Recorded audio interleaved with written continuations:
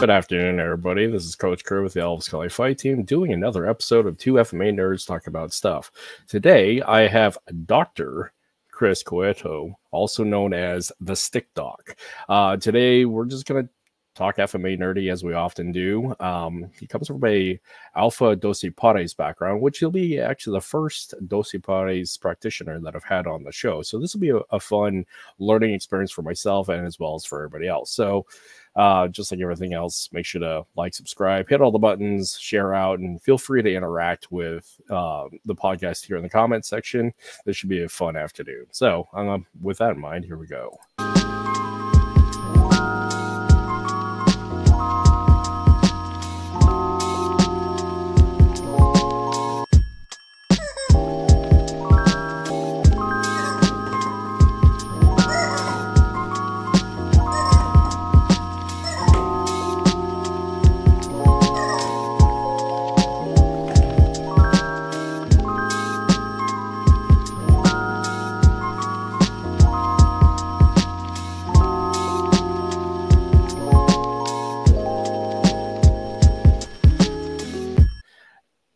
Good afternoon.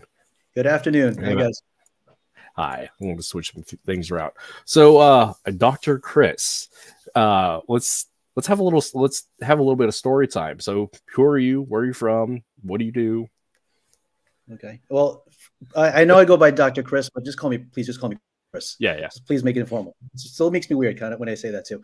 I am living here in New York. Actually, I live in Long Island, New York, but I practice in New York City. I'm part of the Alpha Doce Pares group, founded by Sensei Guro, or Master Sunny Mayo, who's my teacher and leader of the group. So just a really quick background. I've been a martial artist all my life. Started my martial arts career basically since I lived in the Philippines, watching my dad practice Kung Fu. So back in the days, my first memory actually as a kid was really watching him practice. And when we emigrated to the United States back in, I can't believe I'm dating myself here, but back in 1983. Okay. So yeah, when we came in here, I practiced a little bit of Kung Fu from him, just learned the stances, basic body mechanics. Didn't really get into it so much just because my family really wanted me to focus on a lot of schoolwork. Flash forward, I got into Jeet Kune Do in my freshman year of college. And although I've heard of Arnis a few times and, passed around, I really didn't know much about Arnis or Kali or Eskrima, nothing at all. So when I started doing JKD or Jeet Kune Do, that's when I first got my first exposure to Kali or Eskrima. And I was 17 and 18 years old. Did JKD for a couple of years. It was a club. So when the club president, who's the instructor, had graduated, I dabbled into different martial arts, back to Kung Fu, taught a little bit of the aspect of the Kali from the JKD portion in the club, as well as Capoeira. And then flash forward, I don't want to bore you guys with details here, but flashing forward, post 9/11, I moved back to New York.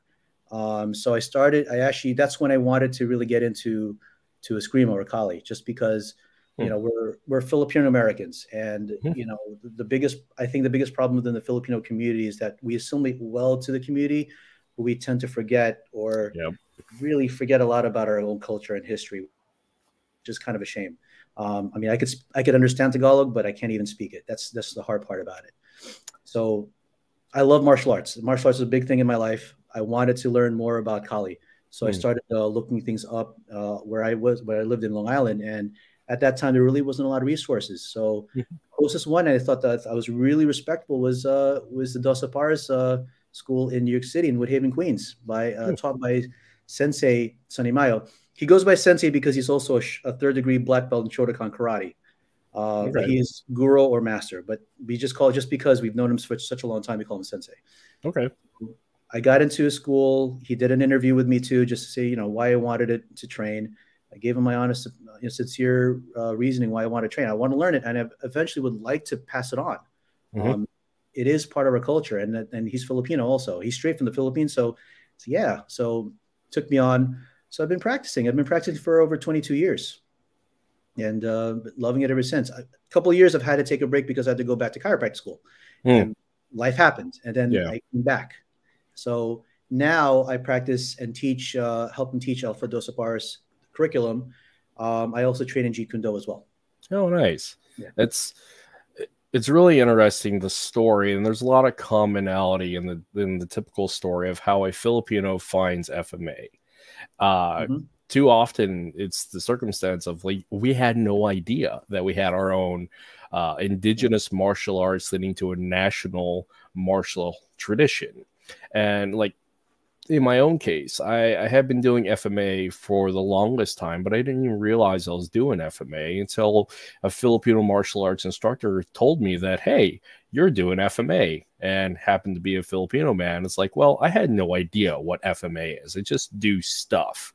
And I know there's a lot of people in that book and in that category, and just like in the back issue of being back in the Philippines, where FMA is so culturally in a lot of ways overshadowed by colonial martial arts, because like the amount of practitioners back in the Philippines that are taekwondo instructors that have a solid background in Shotokan, myself included. I mean, you got people like Bobby Tapawara, who is also a Shotokan black belt. I mean, there's so many of us that are so influenced by other styles and systems and cultures that, yeah, we assimilate, but we forget or even don't even know because we're denied it. And it's an interesting part of our overall history as a people, especially with the fact of Filipino martial arts in America, which is typically brought to us by a non-Filipino source. And that creates an interesting dichotomy with who we are as Filipinos and what is Filipino martial arts.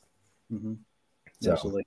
Yeah. You know what? I think the sad part back then, and I think it's getting better. But I think it's still there, and I'll give you my own honest background with it too.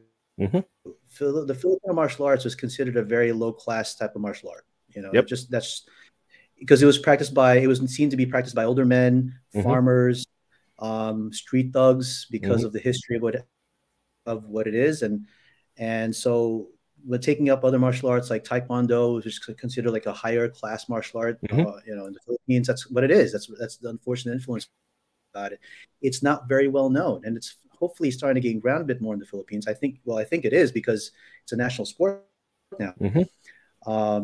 But that's what it was regarded, and even my own family, my own parents, especially, my mom was very against it, because it's really considered at that time a lower class. But as you know, and as being a practitioner, I mean, other folks from a lot of other nations, even the military, are seeking the skills for it, because how practical it is, especially out in the street or combat. Yeah, because it's a combat art. That's a living tradition of a combat art. Because when we're dealing with some of the classic Asiatic martial arts, there's such a disconnect in generational lineage of its application in the modern context. Because when we're talking about Kung Fu in particular, and the wider variety of Chinese martial arts, there's some of it that is still applied in modern military context. But when we're talking about the Shaw Brothers, Shaolin Temple, Wudong Mountain, there's a major disconnect in the practicality and application from history to current. And the same, which is interesting for, say, like Taekwondo, is, I mean, it's recent development underneath General Choi in this 60 years ago. And yeah, there's a lot of usage for military structure there.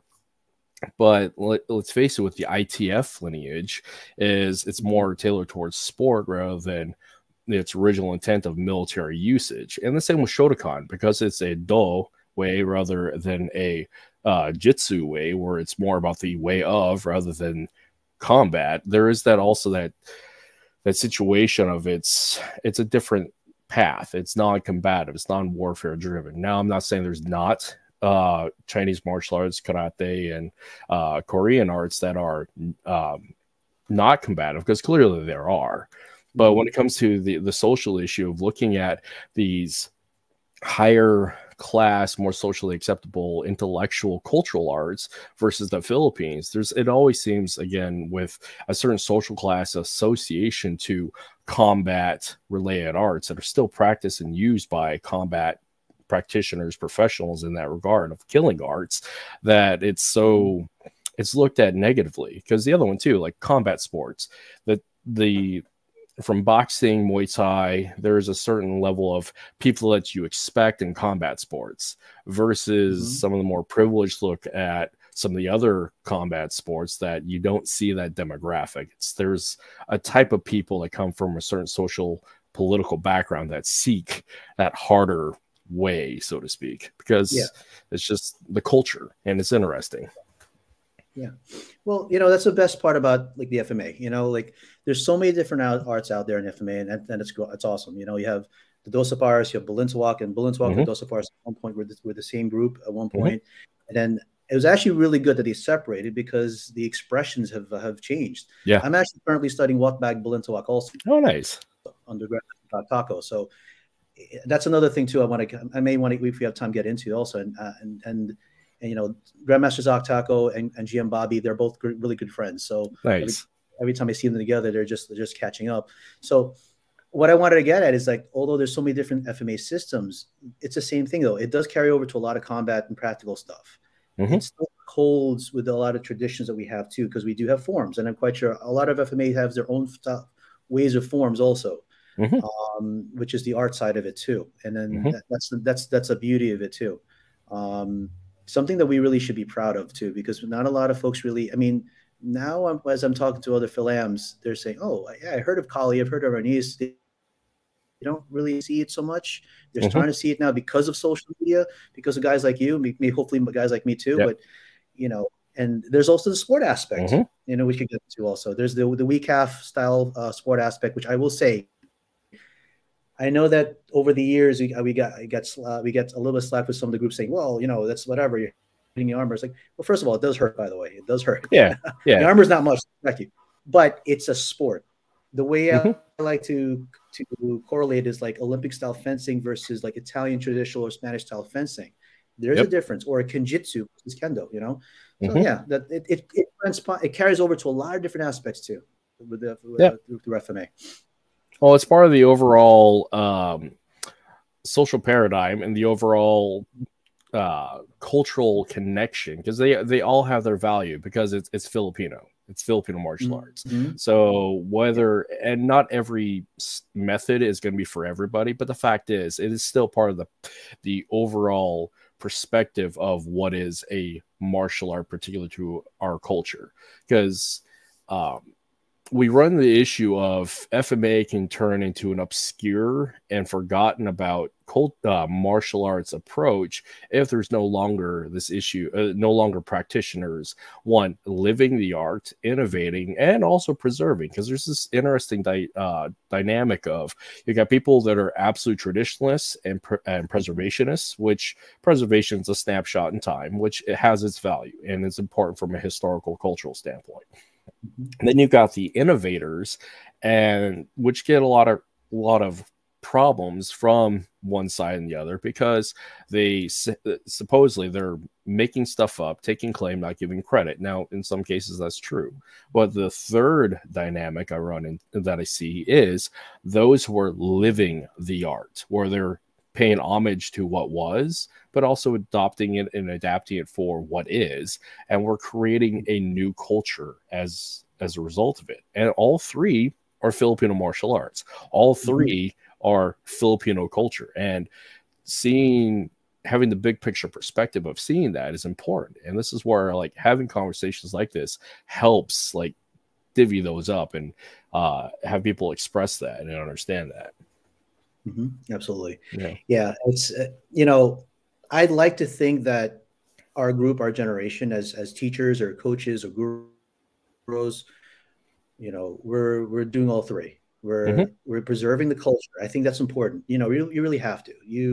It's like your ABCs, like abecedarios. You have to make sure or as a musician, you have your scales and arpeggios. You got to make sure you know them too, because that's our foundation. That's our background. But then also innovating out of it too, because martial arts, the way I always look at martial arts in a sociological aspect.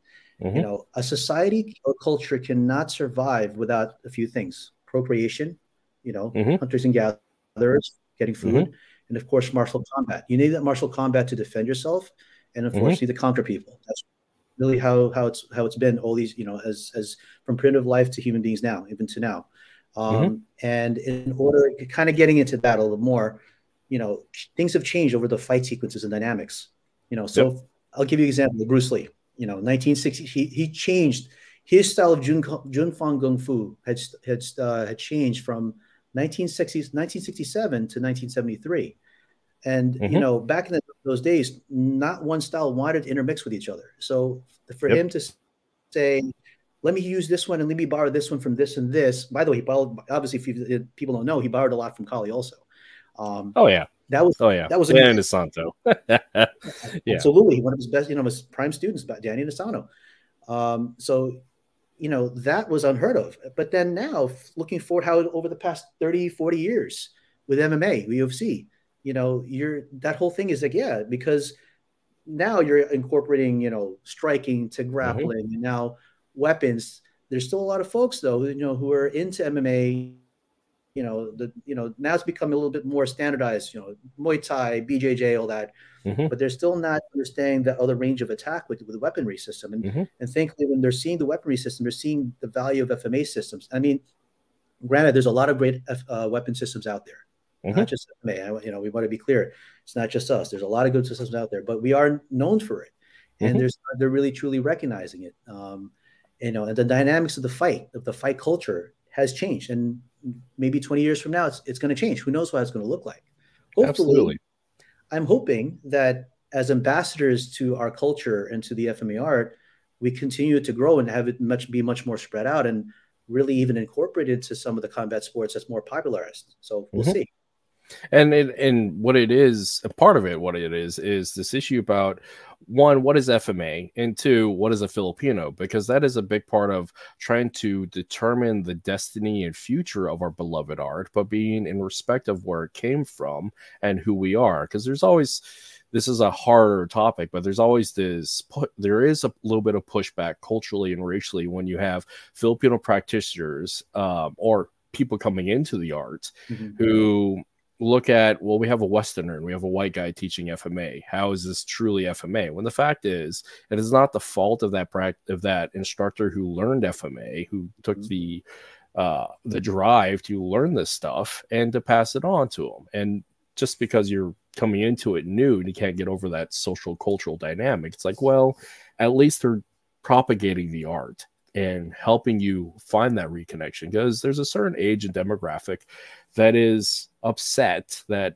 FMA is being taught by non-Filipinos. But if Filipinos don't know it exists, then it's circular logic that doesn't make sense. So honestly, we cannot be biased about this. Yeah. Right? FMA culture, I'll give you an example. Like, I don't know if you've ever been into like any Filipino clubs or groups back in school.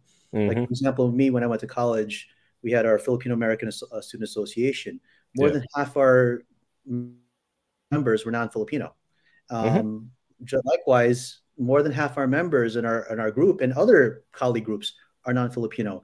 And I see them, and it's not as if they've diluted the system, or they're great fighters, amazing fighters. They could time their distance control, management, body mechanics. They're great. They could do all the forms, the movements with the stick.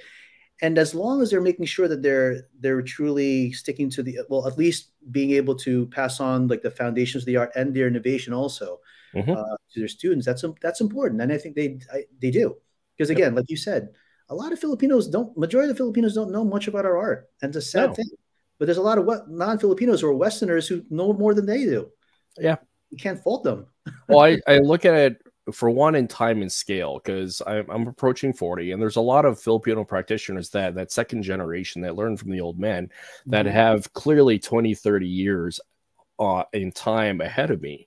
So I can't compare it in scale and have that conflict of like, well, they're more Filipino than I am. It's like, well, they're 30 years older than I am, and they've had more opportunity to go back to the Philippines than I have. So for a certain age and generation that is resistant and has a certain level of resentment, it's like, well, let's look at the fact of, if you're a 20-something and this practitioner, this Guro who is in his 50s, he's got 30 years on you. Of course, he's going to have more exposure and knowledge and experience going back to the Philippines than you. So one, critically look at that.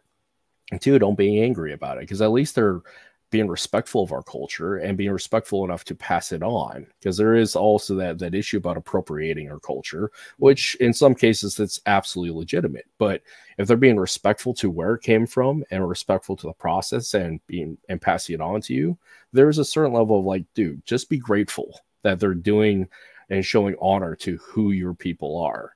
Because we can continue being a community of ignorance who just doesn't know. And FMA could be a lost, obscure art that can go by the wayside because Filipinos don't know it and are unwilling to learn it because of some social cultural conflict. And it's sad and it's dumb. Yeah, it is sad and dumb. And you know what? We need to get over that. For those who are thinking that way, honestly, you need to get over it. Look at other martial arts. All right, you see a lot of amazing Brazilian jiu-jitsu practitioners. They're not Brazilian, and they're certainly not Japanese. Yeah, they're amazing, and they're all over here in the United States and all over the globe. Same thing with Taekwondo. Same thing with Olympic style fencing. Same thing with Kenjutsu. Same thing with sumo. That's coming out. That's becoming more and more popularized globally. They're not Japanese. So if you want to talk about the culture itself, that's that insecurity. Let's say you're a Philam or a Filipino Canadian, and you feel like, oh, I shouldn't be learning from because he's white or black or whatever that this person is. Well, first of all, do you know your language a little bit more? Like, do you guys practice the traditions at home? That doesn't mean that, oh, I don't know my Filipino martial arts. That means I'm not great. I don't have my culture at all. I don't have any of that at all. That's just one aspect. And that's, get over that insecurity. Like, if you want to, like me, I want to learn a Filipino martial arts because I'm proud of it. I was like, wow, it's known to be effective. Let me learn it. And if I learn it and I see it, I absolutely want to pass it on to people. Whether you're Asian, Filipino, black, white, Pacific Islander, it doesn't matter. As long as the intentions of also what you're trying to teach them is also good and pure, right? Well, like in my case, I immigrated from the Philippines in 1989. I was adopted, raised by white parents, but a multicultural adoptive family. So I didn't make that connection, and I wasn't taught Tagalog, obviously. I wasn't taught in Visayan or Cebuano. I wasn't raised around Filipinos. So there's just a lot of my culture that I miss out. So it took it upon me to make reconnection by learning through FMA as a channel to find my way back to my people. And a lot of Filipinos do the same thing. And it's a beautiful way to do it, honestly, because I mean, where else are we going to see large festivals of lumpia, music, martial arts, and just Filo-Canadian culture?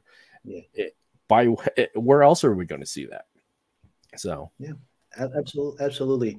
It's FMA is a martial culture, and if you just keep it if you make it just as a martial culture itself, yes, it's the word Filipino is there, right?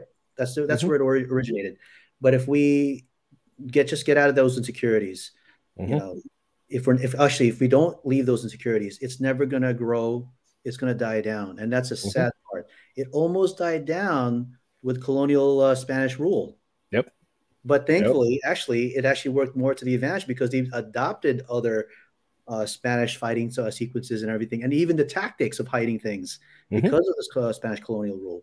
So the heart of the Filipino, right? The fighting culture mentality of the Filipinos that we're known for will always be there, especially within the FMA. But again, if we just get rid of that sense of insecurity and ignorance, it's gonna flourish. And I believe it is going away. It really is. I mean, I'll take for example, when I went to Vegas just early this month for the West Coast regional championship.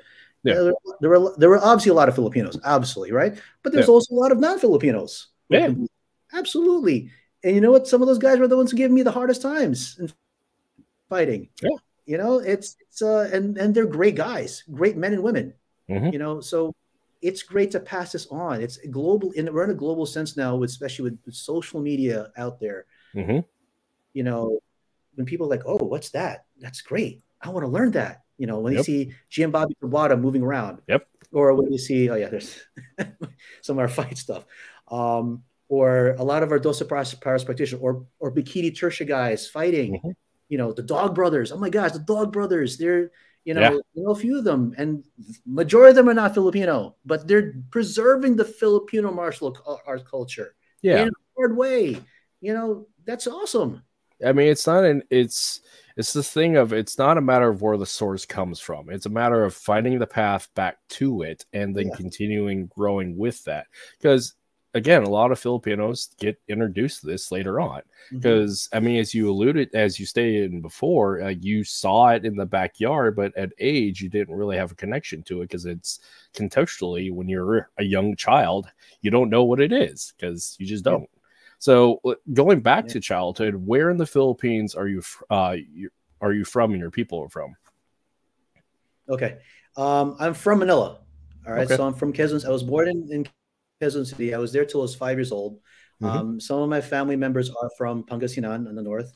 And I have also family members who are still there in Tondo, which is, considered a very rough area. We moved here to the United States because, again, I don't want to get into politics here, but because of the Marcos regime. That was a big part of it. And I'm quite sure a lot of Filipinos shared the same experience. My mother is a nurse. So I don't know, a lot of Filipinos share that too. Like they came to the United States because of the visas, because of nurses. So that's where that's where I'm from. And a lot of my family members are still there in the Philippines. So that's where they are.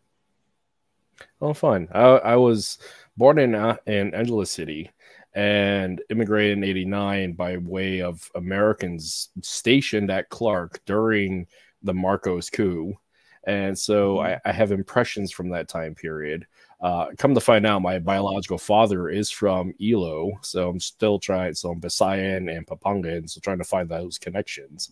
So it's interesting to find out where everybody's from. And again, we are of a certain age that there is that major transition of post-American colonial power and then bringing us to the U.S. and bringing that tradition and that culture forward, because it's our generation that is driving FMA to the next for the next 20 years, but it's the guys that are 10 years younger than us that social media is really influencing, and that's where we have a lot of great opportunity for growth, because FMA getting its prominence in just popular media like movies like Dune, we get to see FMA at the highest forms of just cultural involvement and observation. It's into the cultural sphere and the zeitgeist of people saying, oh yeah, that's what Filipinos do. That's awesome.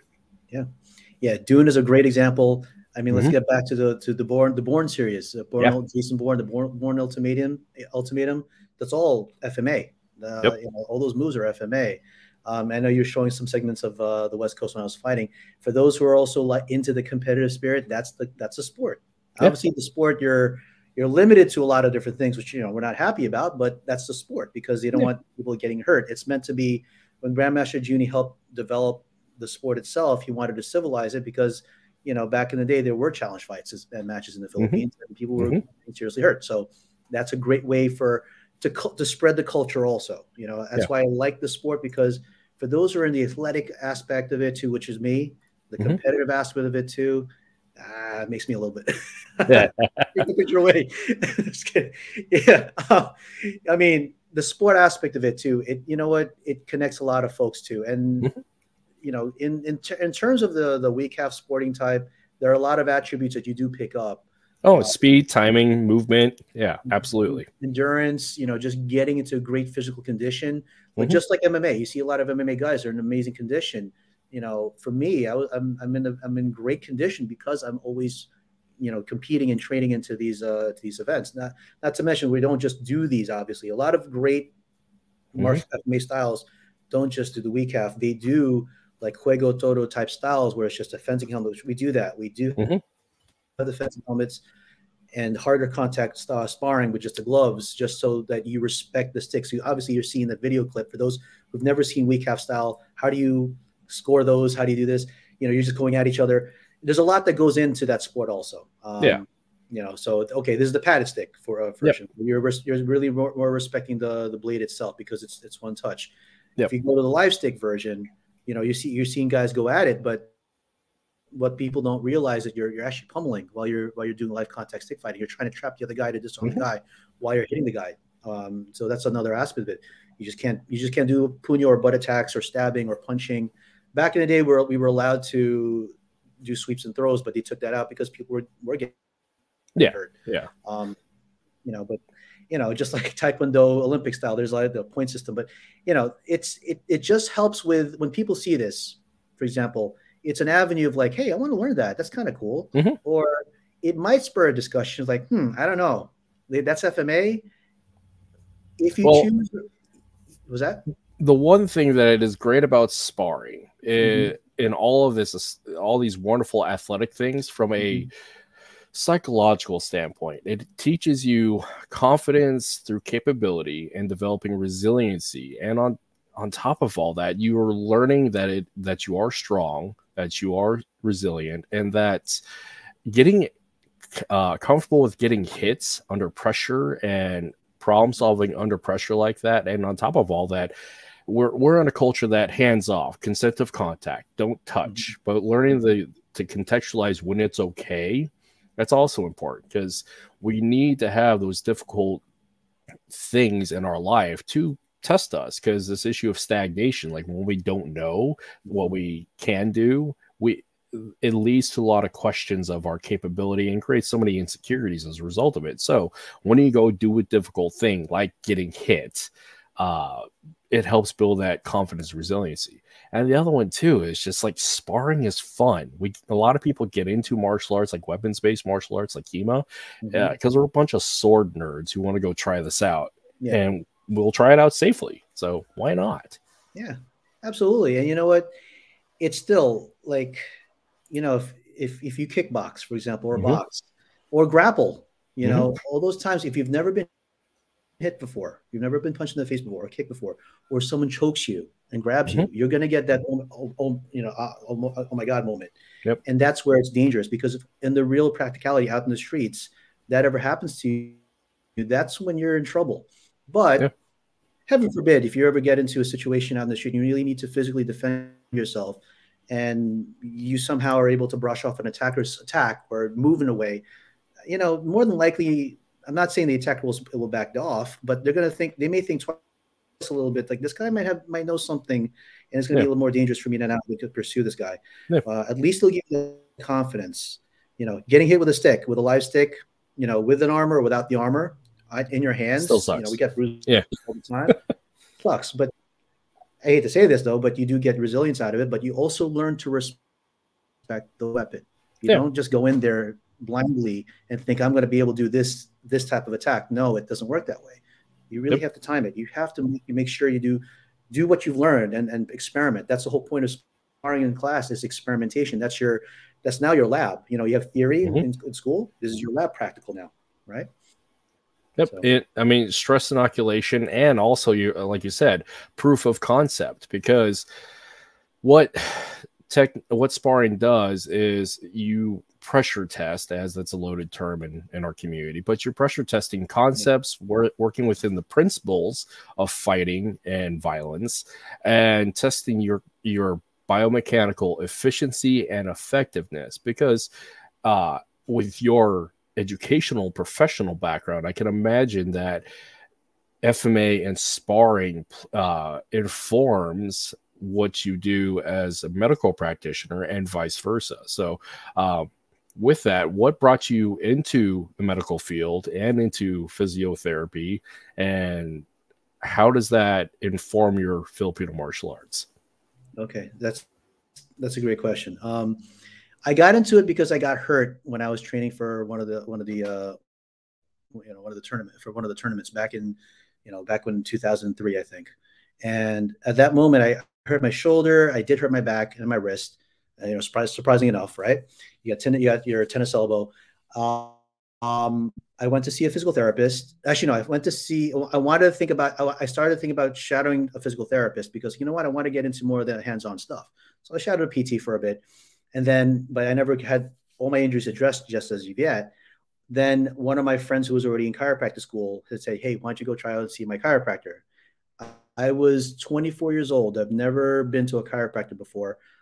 I hate to say this, but I used to think that chiropractors were a bunch of false medicine or quacks because I thought that they didn't know anything. That's not true at all, obviously. So when I went to see him, he fixed all the issues I had right away. And that drew me in because I was like, you know what? You know what a manghilot is, right? The hilot, traditional Filipino bone setter. I've always admired them because to me they were legendary people who fixed all these guys, and we never hear so much about them. But you always hear about all those things. Well, I always thought, hey, that's kind of like a manghilot, like a modern day healer. So, long story short, decided to go to chiropractic school. I was debating between chiro, PT school, or med school.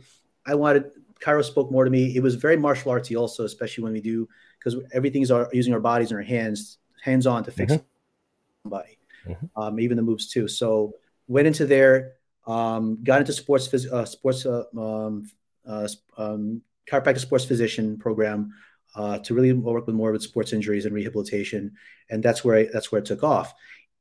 Again, part of that too is when I got in there, even to the chiropractic, when people asked me like why I got into chiropractic, a lot of my classmates had kinesiology degrees, former trainers, athletic trainers, and such. Everybody was like physical. Like, I was a former Olympian. I was former gymnast. I do CrossFit. I say, I'm a martial artist, specifically a full contact stick fighter. Anyway, so I wanted to really bring it back to the FMA community and the martial arts community. That's always been my goal. Obviously, I could help a lot of folks anyway, with any other problems also. But my big niche was, the FMA guys, the MMA guys, combat sports, martial arts. That's my little passion itself. That's a community I definitely want to give back because why? I know the injuries. I know what people go through. I know what it feels like to get your neck cracked when you're when you're getting into a rear naked from doing jiu-jitsu, or getting your head slammed also when you're doing wrestling or jiu-jitsu, or getting your head knocked, or getting tennis elbow from repeated movements with the sticks, for example, or getting your ankle sprained from sparring. So that's how I got into it. And when I got into chiropractic school, I'm very OCD. So when people who know me, they know that when I get into something 100%, no distractions. So nobody really knew my background until much later, like what I did. They just thought of like me, some chiro nerd who just like went to classes, just spent hours and hours in the library studying and just practicing technique. That's it. That's all they knew about me until much later on, they realized, oh, he does this. And when I got into practice, and when I got into, especially when I got back into training again, people who know me, when I get into training, I do get overboard. I have to say, I go 100% until I'm completely exhausted. That's my fault. I'm a human being. And I admit to that. So, but yeah, that's my background, how I got into medicine, into physical medicine as itself, to help out with the FMA community, MMA community, and combat sports community and such. Well, and that's a beautiful reason why, because a lot of martial artists in general we all have a very interesting background as to how we get into things.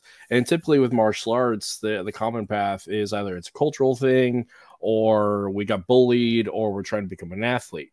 But from a concurrent business and concurrent education background that supports your martial arts, that is also very interesting. Because I've met a lot of sports practitioners, just sports physiologists and sports therapists that come from obviously like combat sports, and they're a biomechanical form coach.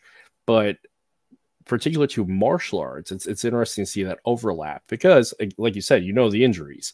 We have a tendency to outstrip the warranty when it comes to our body, because we're getting hit in the face, getting hit with sticks. We're doing combative, interesting things that when we explain to the doctor, why are you here? And they look at you like you're a crazy person. And as a medical practitioner, you can say, hey, yeah, this is what happened. This is my path to recovery. And on top of all that, prevention. Because like the common injuries that all FMA practitioners deal with is like rotator cuff stuff, shoulder stuff, elbow stuff, hand stuff. Like I'm coming off rehabbing both my shoulders just because of overworking and overusage. Things I'm also dealing with is nerve damage leading to my hands, where I have a tendency to like my hands collapsing and curling in because of overusage. So we all have these problems, and being able to identify, prevent them, and rehab them within the scope of our art, that's incredibly important and helpful. So yeah, more power to you. Yeah, thank you. I mean, if I could influence other people, though, for other FMA practitioners, for example, to pursue, and actually, there's a few people I've come across, the PTs especially, who are FMA practitioners, and you know what it is? It's that old traditional thing back then, where a lot of the warriors back then were also healers too. They had to practice their own version of combat medicine to help their own fellow fighters also, and in a way, that's what it is. And for me, when we're moving within the FMA system, let's just strictly FMA, right? It has to work biomechanically correctly, or else you'll either get hurt, you'll injure yourself a lot from your own movements, or you will get hurt from another opponent. So with that being said, I'm, as a medical practitioner in physical medicine, I'm understanding where the mechanics are great, where the fault is. How can we do to rehab you better? So, I want to take mention here too, though. Like, you'll see me wearing that little Propulse vest, the rope flowing. These are all WEC method movements too. That I'm actually dabbling into now. That's actually spine driven. I mean, as a chiropractor, the word spine driven is a great movement, a great theory. So, and you can see here, my own expression and innovation now is more so like, hey, I'm using that sense of weight shifting movements, which is still not really unheard of, but more, how are we driving the speed and power and impact with the weapon? So that's my little project lately I've been doing.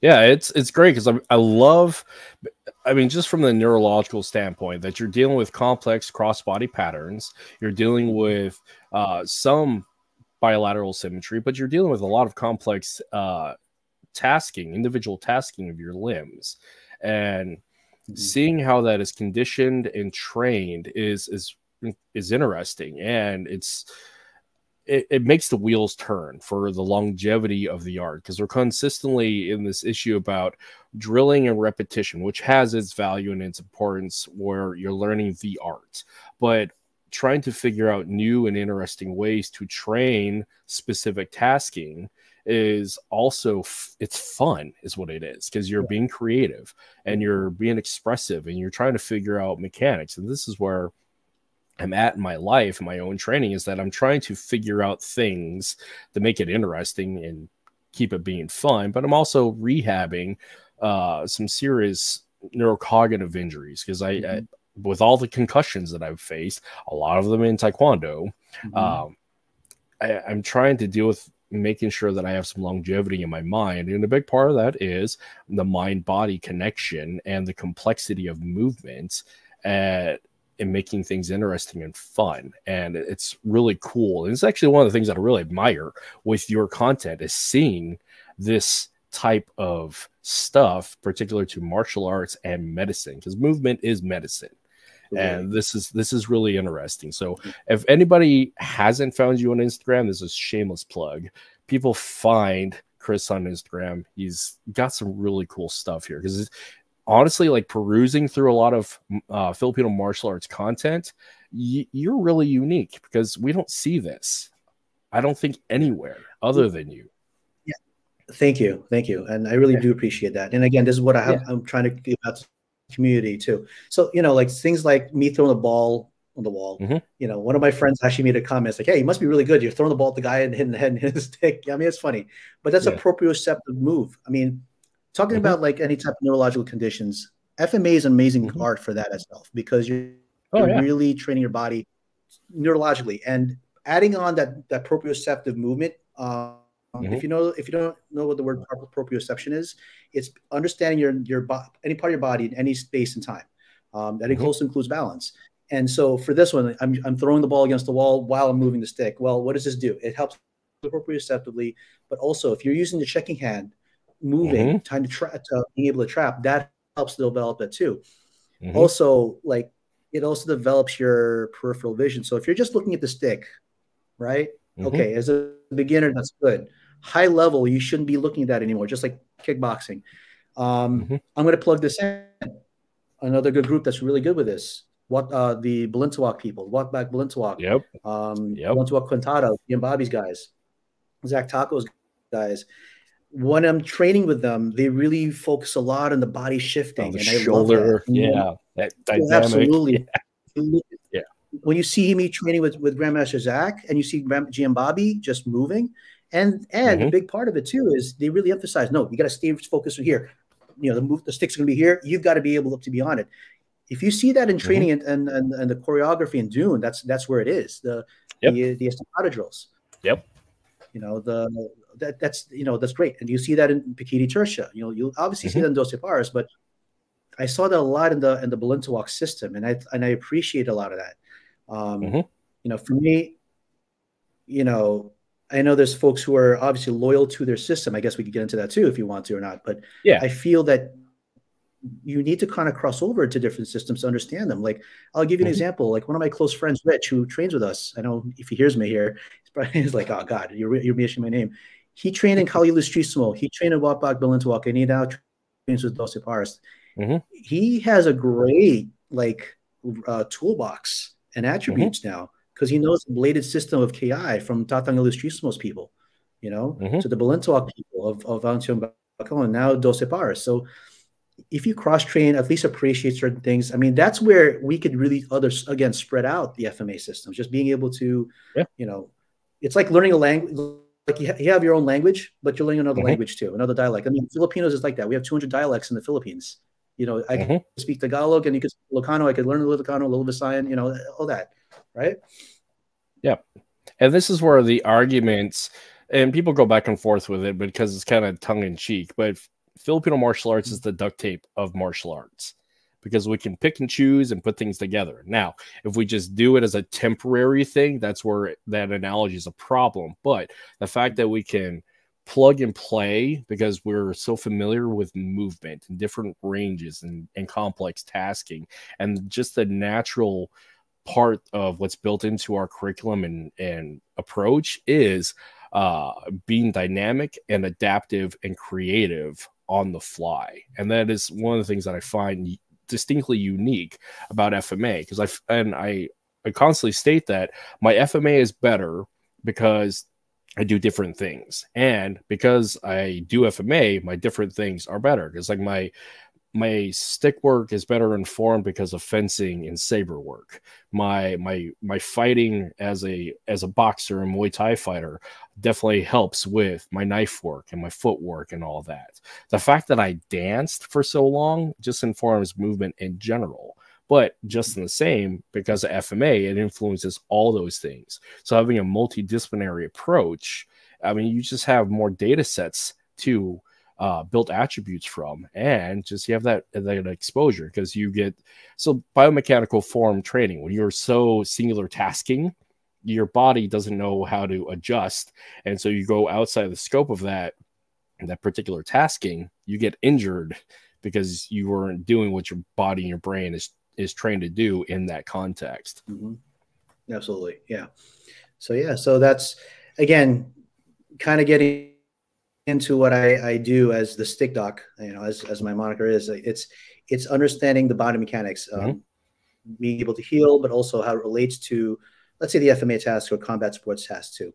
And you know, that's where right now in my own journey, obviously, is not over at all, not even close. It's really just trying to experiment and figure out how this is going to take off. How am I going to be able to help others too? As a guru myself, how am I going to be able to pass this on to students? But also now things are changing. You know, dynamics and fight culture is changing. How can we create a better biomechanical system, or rehab system, or strength and conditioning system also to keep up with what's going on? Because again, 20, 40, 30, 40 years ago, it was different. It was absolutely different. Now we're exposed to so many different things. So, you know, you get a guy fighting a guy who does Muay Thai, you know, and how does that work? It's great, you know, and that's how we're, you know, as we are trying to do, we're the ambassadors.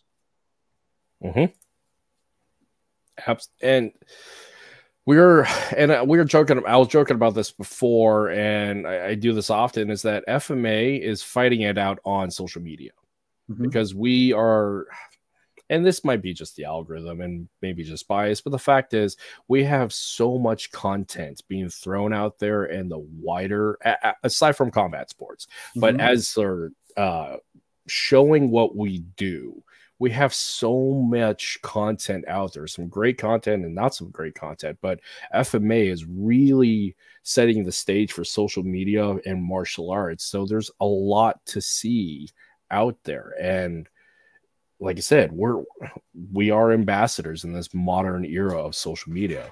And it's really cool to see the variety of approaches that people have in sharing what we do. Yeah, absolutely. You know, if you caught this one too, I don't know if you follow, I'm going to mention his name too, Coach Jeff Chan or Professor Jeff Chan. Yeah. They Shredded. He did a segment with me last year when he wanted to really experience, full contact stick fighting. So it was actually an honor for me to do that. I even asked him, like, do you want me to go not take it easy? Do you want me to go hard? He's like, no, don't take it easy on me at all. Like, fight me like you normally would fight somebody. He's like, okay, all right. And he's never been exposed to that. I mean, this guy's a high level martial artist. He's a high level, MMA practitioner. And for him to get that exposure, to see that aha moment, it's like, wow. And, just a small bit of that time, that gave some exposure to other folks. And a lot of folks who do follow him are FMA practitioners. It was like validity. It validated what we do. I'm not saying what I did was great. That's not what I'm talking about. It's more so like as we're able to finally kind of cross over to other combat sports, and they're finally seeing that, it's not just me. There are other people who do that. That's what we should try to do, or try to really, encourage or even support also, because that's another way of us for us to pass it on, because people crave things. They want to see things. And obviously they want to see fancy things. That's great. That's all, I guess how social media is. But in essence, that does help. And it helps. And for those who are FMA practitioners, it creates that validity. It's like, okay, what I'm doing is good. It's useful. Yeah, because you're seeing people like Maurice Crump training Anderson Silva, okay, top UFC fighter. You see Todd Fossey with Greg Anderson and Thug Rose, because Greg Anderson is a Jeet Kune Do guy. So, I mean, the validation at the highest level of competition, absolutely, there's connections and validation there. Because one of the issues that we run into FMA is, what is the end all goal? Because it starts with, what is the why? Why are you getting into anything? And why do you stay? And why do you do the approach that you do? But when it comes to the overall, what is the end state of your FMA training? One of the problems that we run into is because we don't have a unified competition model. Because with combat sports, we have, I mean, if you're a boxer, if you're a Muay Thai fighter, you're MMA, you have those high levels. You have UFC, you have WBC, you have all these high level combat sports avenues. But with FMA, it's so splintered based upon the approach, because like you said, we have PCAF and WCAF, we have Dog Brothers, and then we have the myriad of other things in between. And so when somebody comes into FMA, they ask, what do we do? What is the funnel point of the end state of this? Because one of them, of course, is professional combat usage. So if you're a soldier, just high level special ops operator, you have your personal security people. They clearly have an end state as to why they do it. But for mom bringing little Johnny or Petunia to the dojo or to the gym and they see FMA, it's like, what else do they do with FMA aside from swinging sticks and swords? Is there competition? And looking at it too, like the barrier of entry of, they're hitting people with sticks and swords. That puts people off on it. And this is where I can see a lot of people go into jujitsu because it's the gentle art, so to speak. But it is interesting to see what is the perspective of the end goal for FMA. I think the end goal really is overall just to love it. That's just me. And I think you too. Just being able to pass on the love and passion for it. I mean, I know that sounds very cliche, but it's really love. I use this as my passion project, my therapy. also for a lot of the daily stress that I go through, because it does take me out of my other aspects of life that happens. But if you want to, let's say how you want to pass it on the end stage, not just a love and passion for it too. Let's say you take a junior or one of the kids doing this. What are we trying to do to teach them? It's not just movement, obviously learning how to move, how to defend yourself, but that confidence that we're trying to teach them. Also respect for one another.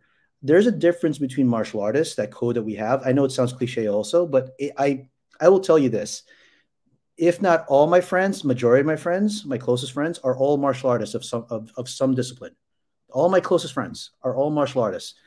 I met people, network people, martial artists. Because why? There is a certain respective code that we do. And it's true. There is that Bushido code that we all carry through. That's taught in every different discipline.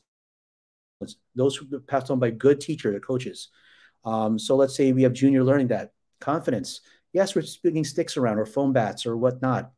We see the same thing in kendo, right? But there's also saying the same thing. It's developing that sense of confidence and respect to one another, and valuing that too, and also understanding how, when, and not to use that in conflict. For example, like, do we want to just pull out a stick or a knife or just get your fists out if you're getting into an argument? No, you don't, because you've trained yourself now to be a functioning weapon. You're now a functioning weapon in the streets. Could you imagine that? If you were to say that to the mom, it's like, oh, I'm going to teach you to be a functioning weapon. Now, of course, I'm going to turn her off. But in reality, you are, because you're also, what's a weapon? What's a high-level weapon? Something that's intelligent, being able to understand when to engage and when not to engage. And most of the time, it's learning not to engage, right? Brushing things off, who cares? Whatever. You call me names, fine by me. I'm whatever. That's on you. That you do you, I do me, right? I think that's the end stage. For a security guard or police officer, we work with a lot of students in our group are actually in the police force, in the NYPD. They need to learn things that's going to help protect them. That'll have to go, so they can go home to their families at the end of the day, right? So the sporting aspect, obviously, may be good in some ways, but it also teaches them confidence to learn how to approach a weapon. Obviously, besides using a firearm in their aspect. That same thing goes to the military, to the tackle ops already. Now, at that point, we're not here teaching them, hey, I'm doing this for the love of it. They can, obviously, but same thing, survival. What's the end stage of that? It's really a multitude of things. As a teacher, as a practitioner, you have to develop all those things. It's a love of what you can give out to the community with FMA. How can you provide this for person A, person B, and person C to their goal? Same thing as a doctor. You got to come in, a person who has been deconditioned and has not been mobile for all these years versus an 11-year-old Olympic style fencer, Olympic a prospect for fencing. Like, my approach is obviously going to be different, but the love of what I do, and I'm passing it on to them, and how they could value what I'm teaching them. One small thing, I'm not going to teach Mary Smith how to work mechanically defense, but hey, how can you develop a better how to get your core stronger? For 11-year-old Johnny who's fencing, how can I make you faster? How can I make you hit your target better? But it's not like they know they're masters of the system already. It's because of what I know and what I'm giving out. Should this person, let's say, going back to the FMA system now, right? Should this person say, little Johnny loves what I do, and Alex Smith, who's a security guard, hey, you know what? I love FMA. Well, now you're learning. Now you're actually doing what you're doing even more. You've taught them their goal of what they knew they wanted initially, but now they're actually starting to appreciate the whole system as it is. Like, hey, I love this. How can I learn more of this? And same thing with Johnny. Johnny's like, hey, you know what? Coach Guro has been teaching me all these good values, and I like it. We have a good environment. I'm relaxed here, but I know when to be disciplined when I need to, and you know what? This has helped me. I want to continue. That's the end goal. That's how we pass on the art, and it's the love of it. That's the love and passion of what we do. And that's what I love. I remember my dad and my mom telling me a long time ago, "Oh, that's good. You have all these trophies. Now stop." Like, why am I going to stop? No, you're getting hit all the time with sticks. You're hitting other people. It's like, you don't know. No, that's not what it's about. And honestly, this is what I love about it. I've developed good friends from this. you know, and good values. It's not about the weapons. It's not about the sticks. It's not about hitting each other. I know I sound like a little bit of a hippie here. Now I'm a little bit more no, but that, but that's the fun part about it. yeah, yeah, absolutely. It's what it is your passion creates purpose. And this is from the more positive standpoint, because there's this issue about there is purpose behind all the pain. Because one could say all the combative aspects, all the physical aspect, all those difficult things creates a lot of pain. Yes, but when it comes to like the why we fight is based out of love. It's the passion creates purpose beyond your time period of when you can actually fight. Because the other one too, as a combat sports athlete, that window is really small. As a combat operator, as a soldier who's going to actually see consistent combat, that window is really small. But as a person who loves a martial art, that's a lifelong process. Somebody who needs to be capable enough to deal with a self-defense, personal protection situation, that is sustainable over long terms, because you're not taking at scale all the combative hits, all the heavy hits that a athlete will get and a soldier will get. So it's a matter of scale. Like, what's the big long-term, big picture here? Yeah. And when I say out of love, I know some people are like, oh my gosh, what is this all out love? Listen, when it comes at the end of the day, when you have to defend yourself and family, all right. I mean, there is that love. Like, I need to protect my family or my friends. I love these guys. I love these, but when it comes down to it, when the nitty gritty, yeah, you're going to have to be combative. You're going to have to change your perspective already. You have to get that mindset of a fighter ready, and just to finish the whole thing when should you need to. But in reality, to understand and to be able to, the end goal of FMA is love. Is basically, I'm loving the art. I could pass it on to so many different people, giving you your goal for now and the goal for now. And should they, as they've attained their goal, they realize, hey, I like this. I want to learn more about this. A lot of other people have taken up jiu-jitsu, especially in the military. They've taken jiu-jitsu just so they learn it for combat, but they realize, hey, I like the sport. I really want to pursue jiu-jitsu. That's the same concept. You find a tool and use for it. Yep. And again, this is the balance between fun and fighting, and this is the balance between martial and art. Yes, the things that we do comes from the martial aspect. What we do comes from warfare. But we're not constantly at war. Just even like sports is the off season, the non-fighting season. Look at the Olympics. The Olympics is the time period when the Greeks were not killing each other. It was an organized time period. So just the same with art and martial. Yeah, martial tradition, but it's the art that informs the culture and long-term sustainability. And for a person who's not going to be doing this stuff out of badge, out of oath, out of professional purpose, they got to do something with it. And that's where the art standpoint, because like the overall issue is the 80% of us are doing this for fun. We're doing this as a hobby. There's only really the 9%, the 10%, that's your 9 who's actually going to use this for a profession. Then you got the 1% are your professional athletes, your high-level champions, your tier 1 operators.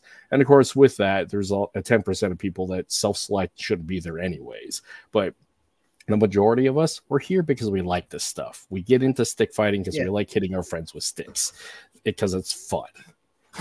Yeah, absolutely. I mean, who likes to, if you watch Star Wars, you're like, yeah, you got those lightsaber battles, it's a fun thing. And kind of going back to the very first thing we talked about, finding as our culture, that being a Filo-Canadian or Filipino, anything, wherever your family had immigrated to, it's nice to know that that's another connection to your roots and your background, for our heritage and where it came from, and the history that came along with it. Yeah. So with that, for the next generation, are you married and do you have kids as well? I mean, it's not even a little more personal. Yeah. So are you teaching FMA? Yeah. Yeah. So I teach FMA to my son. He's another JKD athlete, practitioner. He's 11 years old. My family and my they don't like to be on social media so much. That's why I don't mention them. That's fair. It's out of respect, especially my kid. He doesn't really want to be on it, so that's why I don't say it. But that's fair. He is a JKD. Yeah, and that's honestly, I don't mind that either. See, I'm already on it. Fine, got my face all over. But obviously our kids, we don't really want that yet. It's up to them later on when they're older. But he is a JKD practitioner. My wife also. I do teach FMA to my son pretty often also. He hasn't done the stick barring yet, which I'm kind of trying to get him into just because of scheduling in school. But he does spar a lot with his Jeet Kune Do group pretty on a weekly basis. And so he does that. He does grappling and he does kickboxing and all that MMA stuff. So that's why it's again, especially with my family, it is a passion project too. It's sharing it with other people in the community, but now sharing it with my own family itself. That's another avenue that I also want to make sure I don't fall off either. Well, it's what it is like. Yeah, I have 2 children. They've grew up when I had the gym, they grew up in the gym, and now actually it's coming back full circle. Talk about tribal learning. When we were a tribal sub-nations, it was the men of the tribe training in the tribal space with the young men and the boys watching on and preparing for war. That's no longer necessarily the dynamic that we run into. However, with with clubs, gyms, and the backyard group, we start in the backyard with dad, uncles, and grandpa, and we go through that whole process. And in the end state, we eventually go back in the backyard. So where I'm at in my standpoint is I start in the backyard. I'm in the backyard with my core group of students and my son swinging sticks. So it's a beautiful time for me to spend time with my son and my daughter doing this stuff. And what a great opportunity. What a great sense of like I said, opportunity for us to share something that is uniquely ours for our people and continuing on with the next generation of our people. That's great. We have such a privilege to do that. And I wish more people, I mean, a lot of people see it this way, but it doesn't get talked about a lot on social media because we see the whole dynamic of cool guy, stick guy, tactical, kill stuff. But like in the aspect of long term, for those of us who are fathers, this is a way that we can pass on a patrilineal knowledge to the next generation and continue on that aspect of what did your father teach you? Who are your people? Who are you? Remember who you are. And we have the privilege because of society and where we are now that we can do this stuff. And it's really cool to see not only, the cool guy stuff on social media, but that continue on to the next generation, because it's really the next generation is going to carry this forward. Yeah.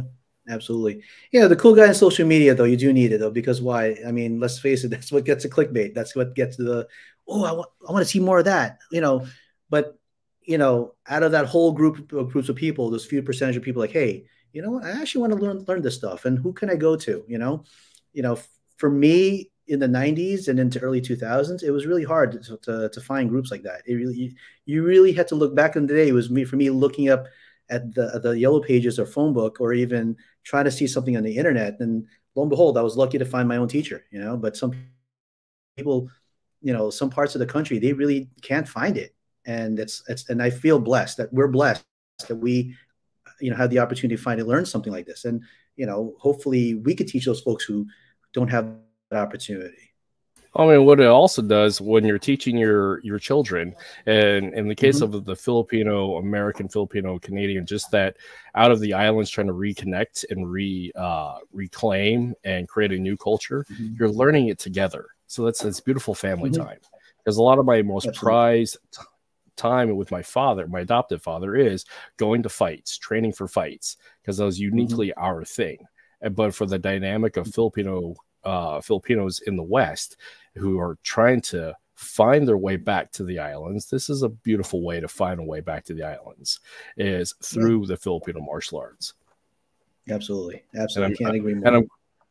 And I'm grateful for the time period which we do, because again, like you said, we can connect. Because in my case, it was just really at a happenstance that I found found a connection to Filipino martial arts, because I was at a Cueto Taekwondo school, but there happened to be a Filipino man who was a black belt in Doce Pares and Modern Arnis. I'm not exactly certain because it was 26 years ago, but there was a connection there of saying, hey, you're Filipino, I'm Filipino, you're swinging sticks, knives, and swords. That's FMA. And it's like, I had no idea, but it was just really out of happenstance that he happened to be there at the right time that occurred. Because if I hadn't, I don't think I would ever find my way as I did to FMA officially. Yeah, absolutely. So, question for you. Yeah. I know we talk about FMA, the acronym FMA too. You know, the funny thing is that when I first learned about Kali or Eskrima or Arnis, for me, from where I'm from, I only knew about it as called Arnis. I never knew the word Kali at all.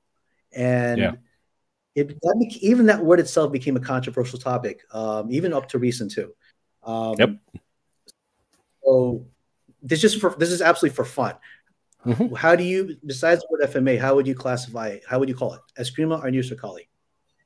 For my case, because I was raised, trained, and predominantly influenced here in the Americas, is I use Kali because Kali, for a language mechanic, Kali really, when people say Kali, and you're dealing with other Filipino practitioners, they think, oh, you grew up in the West, you trained in the West, you're multidisciplinary, you're not true Filipino, which is a racist issue. But the fact is, the term Kali was coined here in the West. I mean, specifically with Diana and Santo. So when you say Kali, that connects you to that scope of Filipino American Western approach. Because I didn't grow up with Tagalog or Visayan. Arnis and Eskrima wasn't part of my lexicon until later. And also in the issue about dealing with decolonization and connection and identity, I wasn't raised in the Philippines. I wasn't raised Catholic. There was a point in time of serious resentment to Spanish influence and Catholic conquest in the Philippines. That goes back and forth. But I know I'm not the only one who's gone through that process. So in a point of spite, but now it's different because I'm older and more mature, is Kali denotes that it's a Western approach. It's a multidisciplinary approach. It is developed here in the States rather than where my source was purely from back in the islands. Now, however, being a student of Blintwalk, it absolutely is Eskrima. But the other side of that, being a student of BTK, it's also Kali. So it's just, it depends upon the circumstance. Exactly. It's just a conversation of what it is. That's all. Just, you know, because back even up to recently, sometimes it's hard for me to interchange the words Kali and Eskrima to Arnis, because for those who are Westernized practitioners, especially the JKD group that I'm with, they just know it as Kali. But nowadays we're finally calling the term FMA because it's just, you know what, let's just make it easier, FMA. And again, FMA also encompasses also the non-weapon arts like Sikaran or even Dumog. And Dumog. So those are other things too and you know what, those are harder arts to find. You know, I came across the Yaoyan master when Grandmaster Val came to visit. He came to visit also, Grandmaster Jojo Stegan. You know, so you know, if for some reason, if somehow you're able to find somebody and train with them, I mean, you know, I would try to just at least be familiarized with what they do, because it's another aspect of our roots to the Filipino martial culture is that sense of you know, empty-handed fight. Yeah, because the big question in dealing with the language structure, the adding specific terms to what we do, is it leads to the question of what is FMA, and bigger question is what is a Filipino, because this is a consistent question, and it's particular to our culture as Filipino Americans, and just this whole issue about decolonization, because that is an ever-present point, because we are formerly colonized, conquered people. Now, we're no longer, but there's absolutely that influence that is particular to our history and dealing with our identity, or in some cases, identity crisis. But it is still part of the bigger conversation. So, in just the same as, what would you define as FMA, and what would you define as a Filipino? This is a hard question, but it is an interesting one. Hard question. And good question too. FMA is basically any martial combat system that was derived in the Philippines. All right. Or I won't say I stand corrected. I definitely stand corrected in this one. That was created, influenced by Filipinos. The reason why I say that is I have a good friend of mine named Guro Nick Merchant. He's a Guro and student. Maybe you know him. Yeah, he's a from Serrata Serrata. practitioner. Yeah, and he's a dog And bro. Serrata, Yeah, and Serrata practitioners are amazing Kali Eskrima fighters and practitioners. And it was created where? In the United States. Stockton. Yep. It's American. Yep. But it was derived by a Filipino who came from the Philippines. So what is FMA? I would say it's a Filipino martial art, but it's derived from not just from the Philippine country or nation, but from Filipino practitioners also, based off of Filipino martial tradition. I know that sounds kind of long-winded. No. I think it's something that's derived from Filipino martial tradition or culture. So Kabbalah Serrata Eskrima, for example, is an FMA system technically, and it is an American martial art because it was developed in Stockton, California, in the United States. That's something that the Kabbalah Serrata guys should be very proud of. It's an American, that's a great thing. For example, Jeet Kune Do, it's a kung fu art, but it's developed by an American, Chinese ancestry, but it was developed in America. So it's an American martial art, for example. So anything that's derived, FMA is any combat system derived based off of a Filipino martial tradition. It doesn't have to be from has to be made in the Philippines per se. It could be anywhere, but it was derived from that because that's where it is. Filipino. That's a very long-winded thing. Are we talking about Filipinos who were born in the Philippines or who have deep roots there? Because just the identity alone. Yeah. I know.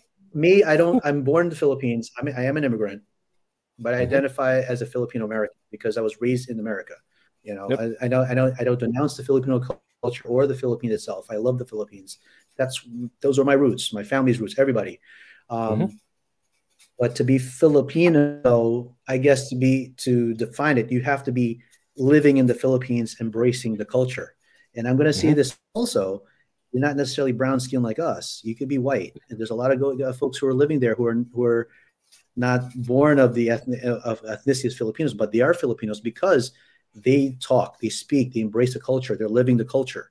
They're Filipino. Just like how being an American, we're Americans. We live in America. If you really push comes to shove, what am I? I'm an American. I'm not Filipino. I'm an American. I'm Filipino American. So if you want to define it that way, I might get some criticism off of that answer. But if you really want to find it, if a person is living in the Philippines there for a certain amount of time, who've embraced the culture, everything about it, including the language and speaking it, doing everything that everybody does, you're a Filipino. Definitely.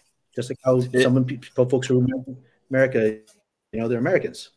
It's the tricky subject of which that was a great answer because I try to ask those two lines of questions with everybody because it is part of the overall issue of our culture and by way and extension our Filipino martial arts community and culture. So thank you for that. What I find this is in a discussion of national identity and citizenry, cultural lived-in heritage, cultural heritage as to what it was but not lived in. Then you have your ethnicity, and then you have your lived-in experience. And you can have all of those, and you can have a few of those. And where people get hung up on the issue of being not Filipino enough, that's a limiting mindset. So, and not Filipino enough. Listen, let's just be real. We're if you're talking about the Philippine Islands, we got a lot of cross-culturing going on for generations, from the Spaniards to whoever, all the other merchant sailors coming into the islands too. Even Guro Dan in the Sound had said that a lot of our DNA is also coming from South and Central America because when the Spaniards took a lot of the Filipinos as their own sailors and fighters, conquered parts of South America, brought those over to the Philippines, they intermarried. We have some of that mixture also. I've got a grandmother, my late grandmother, she's full Chinese, but she grew up in the Philippines. She identifies herself as Filipino. I have family members like that. So, and they're not as easy, I guess, targeted because they're Asian looking, so they could definitely pass. But push comes to shove, they weren't originally from the Philippines, but they grew up and embraced the culture and did everything. So yeah, that's to be like, oh, you're not Filipino enough. Yeah, there's traditions out of it too. But honestly, like, come on. We've, over the years of colonizations and intermixing and everything else, you know, I got Spanish, obviously, Spanish, Chinese, German, Portuguese ancestry, just to name a few. Mm-hmm. So, you know, we all have that. So, you're Filipino enough. We're talking about, you know, just trying to live and embrace and try to preserve some of our culture, but it should be something that should be a negative connotation or a sense of criticism to other people. You know, when second, third generations like us or first generations like us were being criticized for that, yeah, it's a turnoff. But then again, I mean, this is a long story. This could be a whole long conversation in sociology classes also. Oh yeah, oh yeah. You know, you're talking about African Americans too, who deal with that too. Italian Americans too. I mean, every culture who settled in the United States or any other country, they deal with that from their motherland, you know, from folks there. So that's another discussion as it is. But yeah, it's a complicated question that I ask everybody because everybody's got a different answer to it. But the fact that people talk about it, that's how we get closer to a consensus of dealing with the idea and the bigger social issues, because we could just not talk about it and continue with prejudice and ignorance. So why not? And this is having the challenging questions like that helps us grow, because FMA is way more than just sticks, swords, knives, and whatnot, because it is, again, it's culture. It's a new culture, because as it's developed around the globe and integrating and involving other things, it creates new culture, and that's beautiful. And it's a culture of growth and not stagnation, and because stagnation is death. And that's where FMA can go by way of obscurity, because if it's not growing and it's not evolving, of course it has to have that ties back to its originator and and respect to that. But the fact is, if we're not moving forward, then we're not doing anything. And even going backwards, like how far back do we want to go with colonization? Because are we dealing with Philippines as a century ago when we became a unified nation states? Do we want to go back to the Americans? Do we want to go back to the Spaniards? Do we want to go back to the Muslims? Do we go? I mean, it's like, how far back do you want to go? Because realistically, until we were unified underneath the Spaniards and then the Americans, we were sub-kingdoms and individual tribes. So we weren't a consensus as a singular nation, thereby single culture. And this is where the debate leads forward that I find actually within the Filipino martial arts community is it's tribal based upon region, and trying to get the overall consensus of FMA. It's all of it, and it can be all of it, and all of it can be awesome. Yeah, absolutely. Absolutely. I mean, we could talk more about this over and over again. We could have another, you know, and that's the beauty of this discussion. I don't think there's going to ever be an end game on this one, in this conversation. It's going to evolve. And going back to the evolution of where we take FMA to, it's going to be the evolution of the fight culture and the dynamics of the community that you're in. You know, you have stories of backyard training like you guys do, right? Or we do, where you know, they did it because, you know, you're in a rough neighborhood, or you have to learn how to defend yourself, just period. And then you learn how to, then you end up loving it even more. So it's always gonna, you're right. If we don't teach this, we don't embrace it, we don't embrace, and we don't, we tend to not embrace even these topics, it's going to fall into stagnation also. Because it leads in that dynamic. Go ahead. Yeah, go ahead. I'm sorry. No, go ahead. If we don't discuss this, sorry. Yeah, if we don't discuss this, we're not going to actually even give out ideas to one another, because if anything that I've learned over the years, when we have these discussions, all of a sudden ideas come out. It's like, hey, wait a minute, you're right. Yeah, okay. Then there's no longer stagnation. There's more evolvement. Then becomes your expression. Everybody has their own expression within their art itself. It leads to this dynamic of what's more important, propagating the art or creating fighters. The fact is, it can be both, and it's perfectly capable of being both. Absolutely. I think you do need to do both. You know, I mean, fighter also has to be relative to what you want. Do you want a fighter who? Yeah. What's the term of a fighter? Yeah, the term of a fighter could be someone who knows how to have, like you said, resiliency against against stress. It could be a mental thing. Like I may learn how to fight, with the sticks and knives and sparring, but it translates to how am I able to relate this to going through stress in real life with other things in business or work or whatnot, or family. That's what a fighter is. It could be that, or in the physical aspect of combat, whether it's a sport thing or a tactical thing in the military law enforcement, for example. But that's what it is, propagating it and developing, propagating a system and developing those fighters. Because I think if you don't develop fighters, it is my own opinion, if you don't develop that sense of a fighter, you haven't been able to teach 100% of the system, because that is, when it comes really down to it, FMA is a combative art. It was really intended to be a combative art. And it's still used as a combative art. Because like the other one, when we talk about FMA, is in dealing with back to tribal identity, cultural identity, is like how far back with FMA.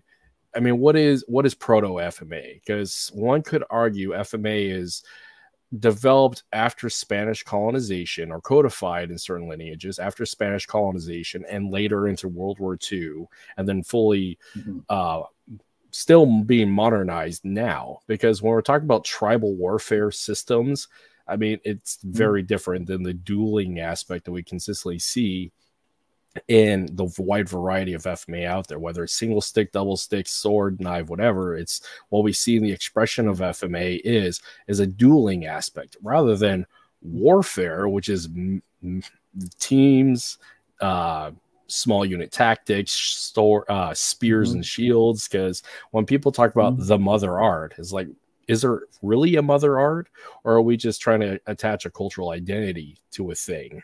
So that's a tricky question. Yeah. That is a tricky question, but I think that just for the argument's sake, I would still consider anything out of it as FMA, even if it's mother art all the way back in Datu Lapu-Lapu's days, or even before him, But then again, tribes were not unified either. They were all different tribes, not unified. But that's a beautiful thing. I mean, look at the Japanese culture, their martial culture. They have a similar thing. They had warring tribes all the time, but it was still like the Japanese martial culture. So, and that's the beauty of it. You have the pre-colonial sides of it too, and now to the modern sides of warfare. And you can see how it's able to evolve and still to be enveloped in that sense of what is called FMA. Yeah, and it's really cool to see that growth moving forward. So, here's a fun one. If you were master of the universe for a day, what would you impart as a change to FMA for the better? That's a good question. What would impart the change in FMA? I think just the politics and the egos. Yeah. I think that's it. I mean, I'm not part of that. I don't want to be part of that, but you hear it, you see it. And that's what creates the problem.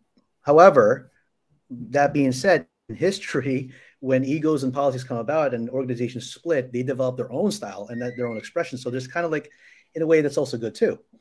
But if I were to change what it is, I think it's the politics and ego, which can definitely help propagating and growing the FMA itself into popular culture now. Yeah, because I mean, the other question is, how do we do that? How we eliminate the politics and ego, and is it even possible? Human nature is not easy, and I for one, we all have a sense of ego. We all do. It's not, we can't avoid it. There's a sense of modesty and a sense of pride, and I'd like to say that I have that pride, and I really try my best to be, to put myself in a, grounded per se, that, hey, there's a lot more for me to learn, and these people, these folks, these groups have something to contribute. I'd say 20 years ago for me right now, or 30 years ago for me, 20 years ago, if I saw another FMA system, I'd say, I know how to beat that. They're not that great. Yep. That's immaturity. Maturity is, no, they have something to contribute. Look at what they're doing. What makes it different about it? We know how to handle it with our way. Yep. Look how we handle it that way too. And look how that transpons to metaphorically in life. Like, there's one way of handling one situation and another way of handling another situation. So let's go back to this again. I know I'm long-winded here. It's hard. You can't. It's because of human nature. Mm-hmm. I think hopefully I'm assuming you two and I were more in the sense of like we're more grounded and try to avoid ego in politics, but you know, it is what it is. It happens. You look at the world conflict right now. It's all about politics and ego. You know, Mm-hmm. it's what's going to happen. You can't avoid it. When you have a small group, it's easier. But once you have a much bigger group that grows, unfortunately, that is what's going to happen. There's going to be ego and jealousy, rivalry, and whatnot, and that's what happens. Yep. The policy that I employ now, especially as I've come back to social media, is that it costs me nothing to be kind, and I much if I'm. It's the very young story of if you got nothing nice to say, to shut up. So I much rather say something kind, say something supportive, because there's so much vitriol online as it is anyways. Yeah. And I don't want, and I don't like the way it makes me feel when I'm an asshole to people. So it costs me nothing to be supportive, and much rather be part of the positive change, because we're more likely to grow from a sense of positivity rather than, I mean, ambition's important, but contentious competition and trying to suppress people, that's not how we grow. No. And you know what? If you have a problem with something, if you truly are a true student of the art, okay, direct message that person. Don't attack them and say, hey, listen, I have a question about this. And you know what? I may disagree with what you're doing, but I actually want to have a discussion because I want to know why. Yeah. That's a valid thing to do. You know, that's like, how you learn. Yeah. It's like, I don't understand how you guys do it this way. Like, or one person even says, how do you even try to even do a disarm? It's impossible to do a disarm. I'm like, you know, we could go back and forth, but like learn why, like how, like what's the approach? That's how you learn. If you're going to be a troll out there, like which unfortunately there's a lot of trolls out there. I'm going to ignore you. You know, I'm not going to even give you any of my time because what they want to see is they want to see a reaction from you. That's all they want to see. And unfortunately, for those who put things out there in social media, you need to. And this again, Sensei Mayo's think he said this to all of us too. If you put something out there, be willing to accept that there's somebody who's going to say something poor also. You know, absolutely. That's just a game. That's what it is. So if you don't want to hear, if you don't want to see any of that stuff, don't put anything out there. However, don't give the satisfaction of feeding into the trolls. That's all it is. You know, it's bullying 101. It's dealing with a bully. I was like, okay, all right. Or I've dealt with people, some folks like that, and they said a whole vitriol of certain things. And I'll say, okay, okay, that's fine. That's cool. That's hey, you do you. That's all I can say. You do you, I do me. That's fine. Yep. It's a tricky thing to navigate, especially being online, because we got some really huge social media influence. I hate saying influencers, but we got some big social media people like Paulo Rubio. He's a good friend of mine. So he's got a lot of reach and he's got a lot of opportunity, but he's also got a big target on his back. And depending on what it is, I mean, some of it's legitimate, some of it's not. It's about a perspective. But what I believe consistently is why I've supported him throughout the years, and just like anybody else that I support in this community, is I believe they're trying to do something good. And I believe they're trying to propagate and move the art forward. And by way of doing that, I hate to say elevate because that's a tricky term, but elevate our community, elevate our culture, and uplift us to something better and not be stuck to the crap of last year or the year before or a century ago. I mean, this is how we grow. Yeah, absolutely. And, you know, I've seen him. I don't know him personally, but I do like his posts. Yeah. You know, he raises discussions, not to agitate, but to create a more thoughtful discussion and review of certain things. You know, it's not hey, he's criticizing what I do. No, he's not. It's more like, okay, we do this as practitioners, me included. Is this valid? Like, can we validate it or what? Can we put as a discussion? That's an intellectual discussion. You know, coming from a medical chiropractic community, especially chiropractic, I'm going to get into this too. Chiropractic itself has its own politics. Oh yeah, and there's a lot of ego within it too, and that's why, unfortunately, we have different even us. We have two factions in my profession also in chiropractic, and a lot of it is ego. But what it comes down to is when someone raises a question or a discussion, basically being the devil's advocate per se.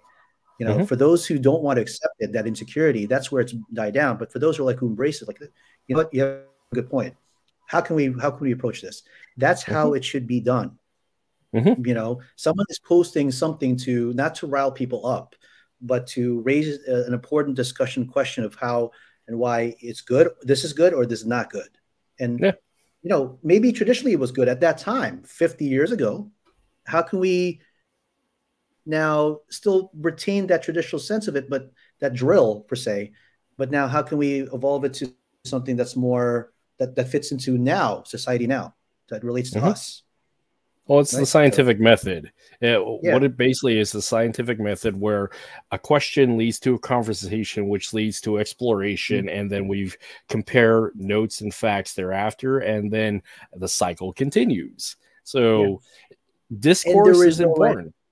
Yeah. exactly, and there is no right or wrong answer for those someone who says, No. "Oh, this is the right answer only." Okay, now you just shut everything down. You're no longer going to grow. Yep. This is an intellectual thing. Again, the love of why I love FFMA is that it's an intellectual martial art. Mm-hmm. Like you and I, we're talking about this. We could talk about this for forever, right? Yep. It's an intellectual conversation. Yep. So, and that's how great practitioners or good practitioners or students of the art. I wouldn't say great practitioners because I feel like we're always going to be students of the art, no matter how old Mm-hmm. we get to be, right? This is how we get to evolve over time. You know, we may move now the way we're going to be moving differently when we're, 30 years from now. And how Mm-hmm. is our students going to be?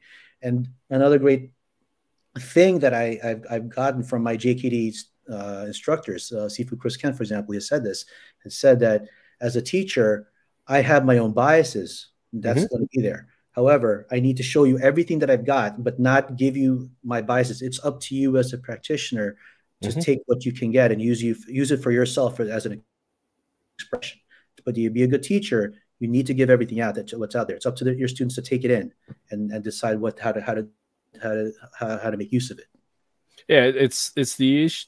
What is interesting is if we look at a curriculum, it's based upon principles of warfare, fighting, and biomechanical effectiveness and potentiality. That should be agnostic of the personal bias preferences based upon the education, experience, capability, limitations of an individual. But we get so hung up on this issue that fighting is simple, but it's not easy. The reason why is because people make it complicated because bias, preference, education, etc. So, and this is that discussion of, is it the curriculum or is it the practitioner or is it both that creates the conflict? That's a good question. I feel it's a practitioner because the curriculum could always evolve. Could always grow. It's the practitioner himself or herself who can limit or grow the curriculum and the art itself. Bottom line, if I'm going to be like, no, my teacher showed me this way and that's it. That's all it is. And that's it. Nothing else. You know what? Well, hey, Guro or coach or Sifu or sensei or, professor. Well, what if this happens? No, it's never going to happen that way. I don't know. That can happen. And you know what? The right thing to do as a teacher, as a doctor, even me, when I talk to patients, when they ask me questions about certain ailments, and I'm going to be right off in the, just on the table, straight up and say, listen, I don't think I know the answer fully yet. All right. However, I'm going to try to do what I can to guide you through to help us seek the answer itself. Nothing's going to be finite. Yep. And having that open mind, that critical thinking mind of saying that absolutes aren't a thing unless, we can't even say physics is an absolute thing, but absolutes aren't necessarily a thing. It's just a matter of trying to find the best solution matching within the rubric of principles and concepts, because everybody's body is different. Yes, the human form is uniformed and function and features, but everybody's different. So trying to find the answers to match to those dynamics is a tricky process, and it does lead into obviously the conflicts that we get, but it also creates some great opportunity for exploration and growth, because there's certain things that people can do that I can't, and vice versa. But it makes it interesting, which leads to this bigger question of style. What is your definition of a martial arts style? Martial arts style, I guess it's defined by one, where it originated from, and its basic principles based off of that. And that's a very long-winded question and answer also. So, you know, like let's say you have Bikini Church style and you have Doce style, right? Mm-hmm. I guess it's defined by what makes it distinguishable or different, or what's the approach. The approach might be similar, but maybe a certain philosophy. So, for example, I know we're not talking about demos. Hey, I like demos. I just normally don't do it. I'm not going to really demo here, but let's say I have a That's stick. fine. So this will be new. Yeah. So this is very simple. Doce pares, we never let go of the stick when we twirl. Yeah. Right. Yeah. Because why? The old description or the reasoning behind it is like, oh, because you could easily get disarmed when if you open up your hand like this, it's like other styles do. Mm-hmm. Well, that's not necessarily true. You know, there's a lot of other good styles out there who opens their hands when they twirl, but they use it for a reason. Like KI, like my friend Rich showed me, use it as an attack or a way of disarming. Cabal Serrata too. They also open up their hands. For us, the reason why we hold we keep maintaining of holding the stick when we twirl is just to develop the wrist flexibility when we do certain strikes, because we do certain curving strikes also. And what defines us there then is the fact that we do linear type strikes and we do a lot of the curling, twirling strikes. Some of the things you've seen me in my demos. You know, some arts actually have some similarities with it too. But I think the style is the fundamentals and principles based off of the was created by whoever it was. So let's say Balintawak and Doce pares, the styles are different because it was created by one or two people or an organization, and their approach. And I guess that's how you could define this style. Yeah, I find that us as students of an art following the lineage of a progenitor, we're constantly trying to catch up to their preference and the things that they figured out, the way that moves for them.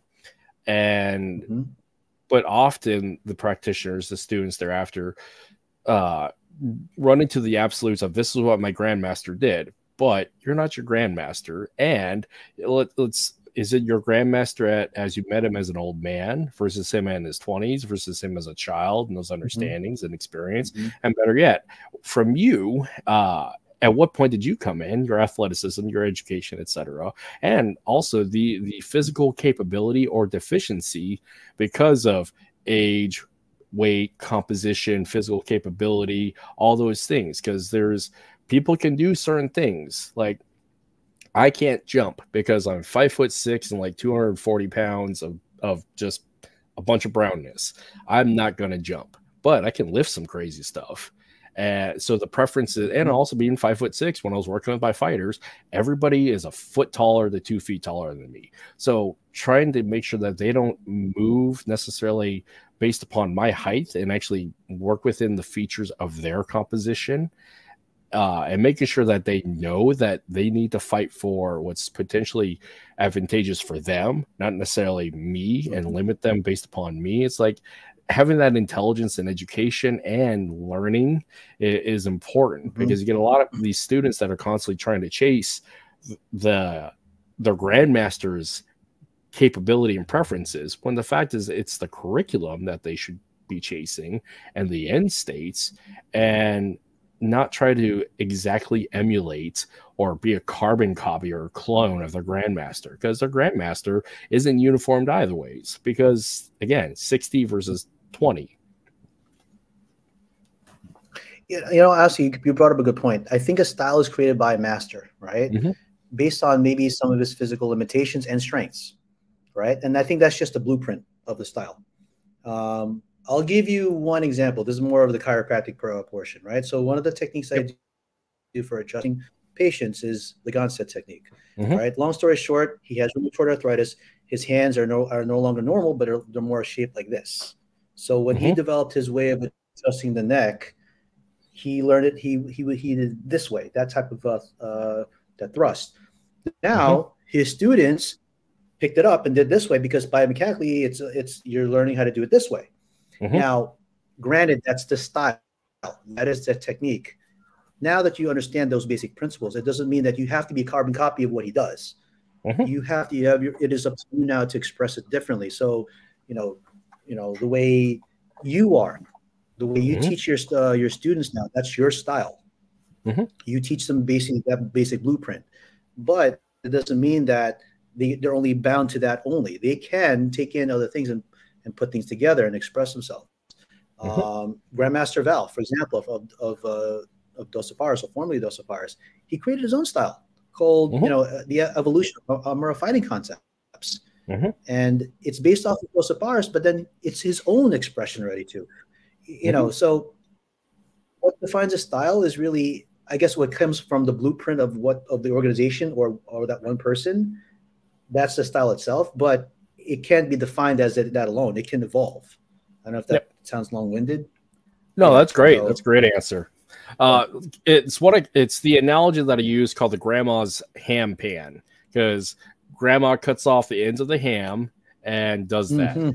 Generation next does the same thing. And we don't know why. It's just what grandma did, and we just do it because grandma did it. The answer is grandma's ham didn't fit in the pan because the pan was too small, and nobody really made that intellectual connection to that. And I think that's actually the issue with a lot of students when they're trying to follow the way of movement of their grandmaster, when the fact is the grandmaster moves the way that they move based upon their experiences and all those things.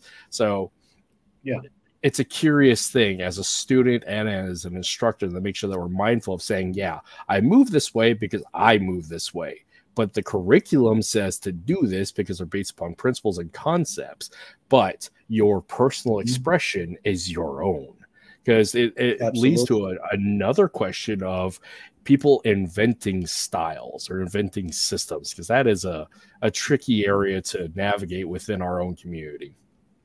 Oh yeah. That can be controversial, obviously. I'm not one to judge a person saying, "Oh, you created your own style." Okay, that's great. Do you have a background in something? Okay, maybe you do. Example, Grandmaster Val has his own style now, or his own concepts. The Balintawa community have their own styles. My own group that I belong to, although it really follows the Doce Pares multi-style discipline or technique or style, it's evolving. Sensei Sunny has created it where it's like we're always learning. We're always focusing a lot on the traditional stuff too, but also in the tactical sense. He makes sure he puts that in the curriculum. Like, what happens if, this is New York City, and unfortunately there's a lot of crime here. So how do we defend multiple attackers with a knife coming from a subway, or he darkens the room, all those type of those things. It creates that another style itself. I'm not one to judge really about this person created another style. It's not up to me to judge really. Is there a governing body? Of course, this could be long-winded. There's no governing body in the martial arts community. It's like, oh, that's not right. It's who's to say? So if anybody was to raise a question or debate how do you feel about styles or people creating their own technique or their own styles? Maybe it's because they've been a practitioner for such a long time that they've created their own evolution of it and their own expression, and it works for them. And some students like it, and they wanted to take that on too. Or be a guy who just said, "Hey, I watched a lot of YouTube and I watched a lot of stuff from the Stick Doc and Coach Kurt and Paulo Rubio and the guys from GM Bobby's Balintawa, and I created my own style." It's debatable. Were you pressure tested? Did you try it out? That's it. But if it works, who am I to say it doesn't work? Yeah, because you raise an interesting point about a governing body, because there is no international global governing body of FMA, nor is there any of any other system, whether it's Chinese martial arts, Korean, Japanese. There's subgroups that have a larger nonprofit structure, but from a governing body, say a governmental body. So in the case of your medical license comes from a government issued governing body. Yeah, it just does. There's those boards of accountability, metrics, standards, etc. That's universal because the government supports it. FMA doesn't have that. I don't think it ever will, and honestly, I don't think it should. And if it did, that might be a real problem, because with the governing body like that creates a barrier to entry. It creates regulation that's arbitrary and not unique to the opportunity, expression, and individual liberty of the individuals and groups. So But it does create the issue of without a governing body, there is no uniformity. But one could say uniformity creates a hegemony and snuffs out individuality. So it's a tricky dynamic. It's a tricky dynamic, but what comes down to it is that if, let's say, you happen to create your own style and technique and it works, you know, you pressure test it and it works, who's to say it's not a real style? Yeah. You know, there's a lot of outliers out there in the history where they've always thought out of the box and they were not part of the big boy group, you know, good old boy group. And they did it well. Bruce Lee, one of them, you know, that's, you know, he was one of those guys who was outcasted from his own community, the Kung Fu community, for a while. Yep. You know, it's what it comes down to, though, is if you want to say, is this style legitimate or not? And it comes down to the students. It comes down to the practitioner. It comes down to, you know, does it create that effectiveness also of combat or self-defense? Does it have that sense of like, well, does it create that completeness on a person? Does it make them love the passion of the technique itself? I mean, that alone is a big discussion as it is. Yep. I think that if there's fraudulent styles out there, if you want to say there's fraudulent styles out there, at some point they do get tested, and then it's up to the students whether they want to keep pursuing it or not. You know, we see it you see it all the time. It's not for me to judge it, but obviously there might be some questions or eyebrows. But again, not me for me to judge. If it isn't a real technique, it's going to come out that's not a real technique or it's not something. But then again, whoever innovated that technique, if he's a good practitioner, he's a good student, he'll realize, okay, what can I do to make this better? You know, again, that's why it's like, in a way, it's also good to not have a governing body, because it'll put somebody at some point who's really serious about it very accountable for themselves and their students. Yeah. Because like the issue about creating a technique and a good technique, because I mean, technique is the result of biomechanical efficiency and effectiveness. Now, one could make it work for themselves, but person B couldn't make it work for themselves. So if person B is the one that gets tested and can't pull it off, is it a bad technique? The answer is tricky. It's tricky. Then it really comes down to that person's limitations and their teacher's limitations and strengths and their ability.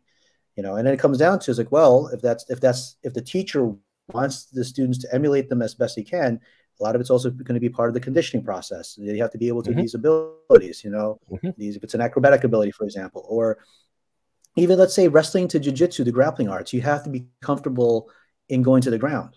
Are you capable to go to the ground? You know, there could be people with a lot of physical ailments, they can't do it. So, but that doesn't mean that the technique is bad. So it's also a matter of like, can they do it physically? Can they do the conditioning?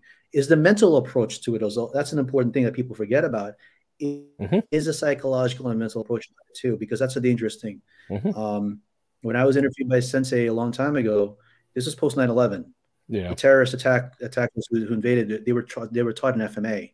So of course the government itself was probably going through every single FMA instructor out there. So the first thing he did was he interviewed me for a while and said, "Why do you want to do this? Because this is dangerous already. You're now learning how to wield a weapon and be a weapon yourself to kill. You're learning how to kill. You're learning how to kill. Yeah, you're learning how to kill with efficiency, and this is scary."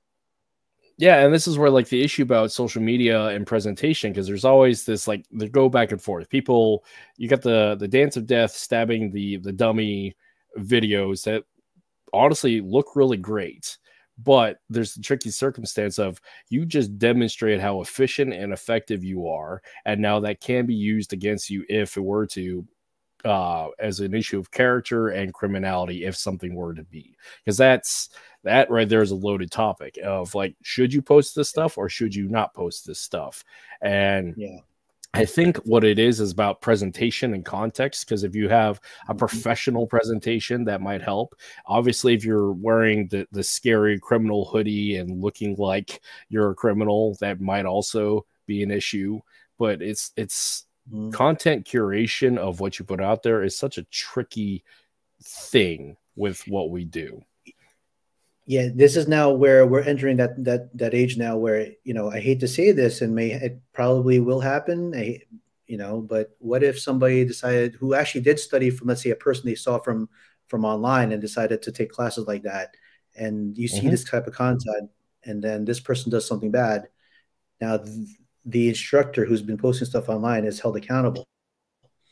You know, it is presentation, so you have to be careful about it. Like even for me, if I post something out there, I really try to make it where it's not R-rated per se. You know, Yeah. you'll see more most of the time you'll see stuff whether it's a drill or a biomechanical drill or conditioning or a sporting aspect of it.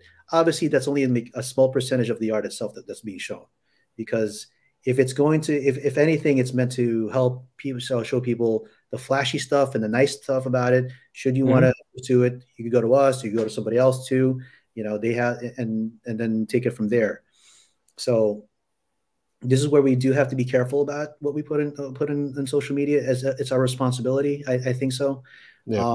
Not me to tell or judge anybody either, but just for the sake of ethics, on my behalf, especially as a healthcare provider, I don't want to show something where it's like, oh, this is going to be you do this and you stab. You know, I may show a drill that might get into that. Yeah. Right. But it's the intensity of presentation is a big one. Exactly. And you know, you'll see something where it's like, oh, it's a fun little drill. It's fun. It's nice. It's a flow. But when we go to class, when we're instructing, there's always that, hey guys, understand that this is a flow drill, not real life. It develops our neuromotor skills so that when we react in a real situation, we're able to pull it off, even if it's a split second. So understand that too. So, you know, respect it, learn to respect the weapon, respect the mechanics that what gets into it and the context of it too. You know, the first thing I always say, as any good instructor will say, if someone pulls out a knife on you, you don't try to fight them, just run, get out of there if you could. Yeah. You know, because you don't want to get into it. Because if you get into that knife fight, you know what a regular fight's going to be. There's always going to be an exchange of blows, right? Well, even worse when it's blades, no matter how good you are. Those who cannot run, fight. However, you got to try to run away in the first place. And just in the same is, if I can touch you, I can cut you and I can kill you. However, the same can happen to me. So those dynamics are really important for the mental conditioning and the ethos and philosophy of what we do. Absolutely. And that goes down to now what we're doing in social media. And again, not to say promote censorship, not about that. But I think that as a provider, as a teacher, as an ambassador, we do need to make sure I feel like you really have to guard yourself a little bit in what you're trying to put out there in context. You know, not to say that you shouldn't be doing this. I mean, that's what what the art does. Yeah. But be careful, because unfortunately when it was traditionally back then with no social media, you would have people come into your school, you could kind of see how their personalities are. But now there's thousands of people watching what you're doing. Yeah. And that's a dangerous thing. And that's scary.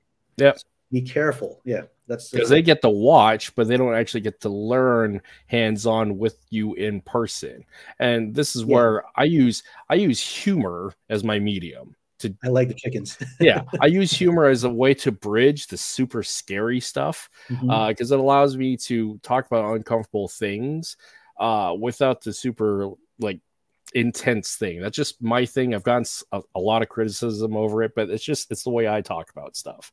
But it is that issue of talking about governing bodies. If we were to have an overall governing body about internet censorship and internet social credit scores of all the stuff that we put out on social media, if a governing body finds that offensive and obtuse, like Instagram does on occasion for knife related stuff, we could be obviously dinged professionally, because a lot of us use social media as our primary marketing space. And if we lose that opportunity to market, let alone sell goods and services through social media, I mean, that's a really scary thing for people that use it as their primary source of income. And on top of all that, dealing with the governing body finding it objectionable, it limits growth, and it controls your individual liberty and sovereignty. So that dynamic is something I don't know if a lot of people think about. I mean, they might. Yeah, and unfortunately, I'll tell you one thing. I'll share you a story from one of my friends. His one of his videos for stick fighting, which is a weak half style full armor stick fighting, on Facebook it was taken off, deemed for violence. And she's like, wait, but everybody's putting out content that's even worse. But it just so happened that whoever that person was on Facebook decided, you know what, that's not cool, I'm going to take it off. Yeah. You know, I don't like that either, obviously, but it comes down to still, you know, there's no governing body, but I think that for those who decide to take the mantle of a teacher or an ambassador, they really just need to take a step back for a bit and just say, what am I putting out there? Because whoever's going to watch this, they could put themselves into danger. Somebody could say, oh, I picked this up from TikTok or YouTube, and now I'm going to try it out in the streets. You know, get themselves really hurt, or they use that to attack somebody else. That's another bad part. So, you know, but I think that's an age-old question that's been happening over the years too. You know, like maybe not social media. It could be a student who's been there for a couple classes, learned something from a teacher, took it out of context, and decided to use the same thing and stab a person coming out of a party. Yep. You know, and then the teacher's held accountable. I mean, it's been going on for a while, but I think now that we have social media out there, we really need to be a little bit more guarded of how we're presenting it, because you know, things could happen, unfortunately. Knock on wood, it won't happen to any of us, but it can. And you know, and so forth. So hence the chickens, right? Those are good. Those are, I mean, they're funny, but yeah, it's like, okay, come if you want to know what I'm doing with the chickens, come and talk to me and find out. Yeah. The rehab portion, what I'm doing, the scientific motor skills I'm doing. You want to talk about that, come to me and find out, or I'll introduce you to another group who could show that to you. You know, that's what we're doing. The phrase that I use is those who have the eyes to see what I'm doing, because it's that intelligence, that martial intelligence of saying, oh, that's interesting, because there's so much going on there. The medium might be a way to mask it, because clearly the rubber chickens do that intentionally. But if somebody can actually see what is actually working there, those are the people I'm trying to talk to.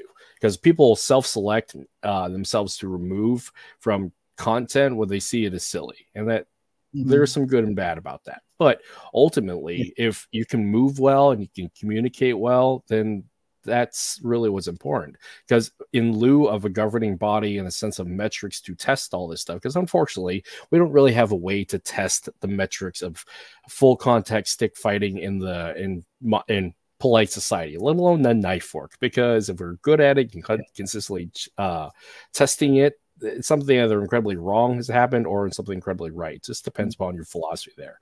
But with combat sports absolutely has metrics to prove what works based upon their methodology, because competition is governed, competition is consistently tested, and you can see what works, who, what, and there's a way to test it with metrics.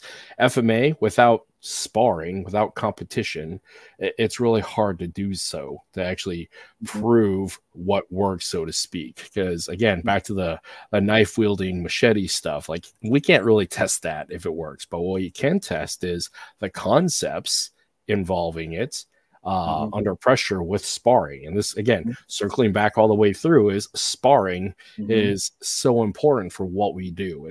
Because one, it puts a reality check, it gives us an end goal, and it proves what we can do and what the system can do. Yeah, absolutely. I agree. Absolutely.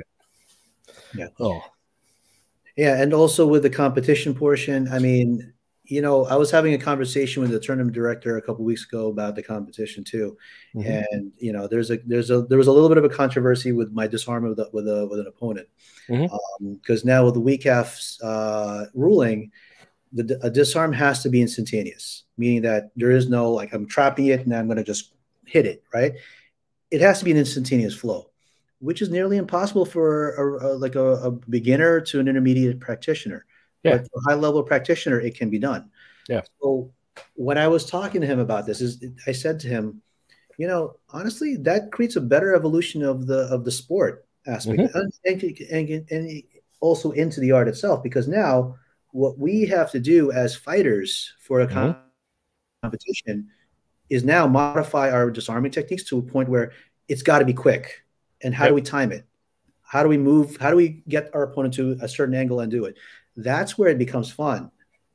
And that's where in a way, when competition does help in a way for to create the better attributes also. It also creates bad habits. I'm not going to negate that too. It does create bad habits, but there are things, I like to see the good things too, where it's like, hey, that created a better way now for me to teach how to disarm from the basic disarm that we were taught.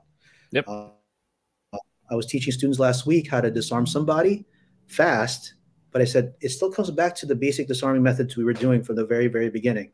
See, this is what we do, this is what we do, this. But now from here, from combat, how are we timing it? And then boom, we got it. Or boom, we got it. That's where the fun part of attitude. Yep. Competition and combat leads to innovation. Typically with combat, innovation comes at the speed of war. Now, competition does the same thing, just a different mode. And it's important because you got to test stuff to either test the proof of concept and test it to see if you can make it a little bit better. And this is what I find, that people who spar have a little bit of a leg up. It's a bit of a bias that I have, but the fact is, if you're not testing this stuff, you're not moving forward. That's that stagnation, obscurity situation. So yeah, absolutely. Yeah. Well, I mean, no, go ahead. We're dealing with like an internet connection thing because we're across the country. So yeah. Who is it? I mean, kind of going to this too, like my friend, Professor Jeff Chin, he's originally Muay Thai, now also a black belt BJJ, but he also created his own technique, like double step low kick. He has other techniques too, you know, fighting other guys from JKD. They have their own style that created their own thing too. I mean, it is what it is, because they realize they found something that works for them, and based on their own experimentation. I'm starting to find something on my own too, that I'm sharing with students also, like with let's say striking or hitting with the sticks, you know, Grandmaster Val himself too, with the Amara fighting concepts. I think that good teachers will show the basics still and the foundations and the principles of it, but then they'll show their own expressions out of it, and you could take it from there. And then a lot of it came from sparring. You have to pressure test it. You have to. You don't pressure. If you know, a lot of folks get hung up with, we're doing 4 count, 6 count, heaven, this. Oh, this looks pretty cool. Or we're doing some sombrado drills. That's nice. I'm not saying bad. Those are really good drills. But now, based off of those drills, even to light sparring, how am I going to apply it?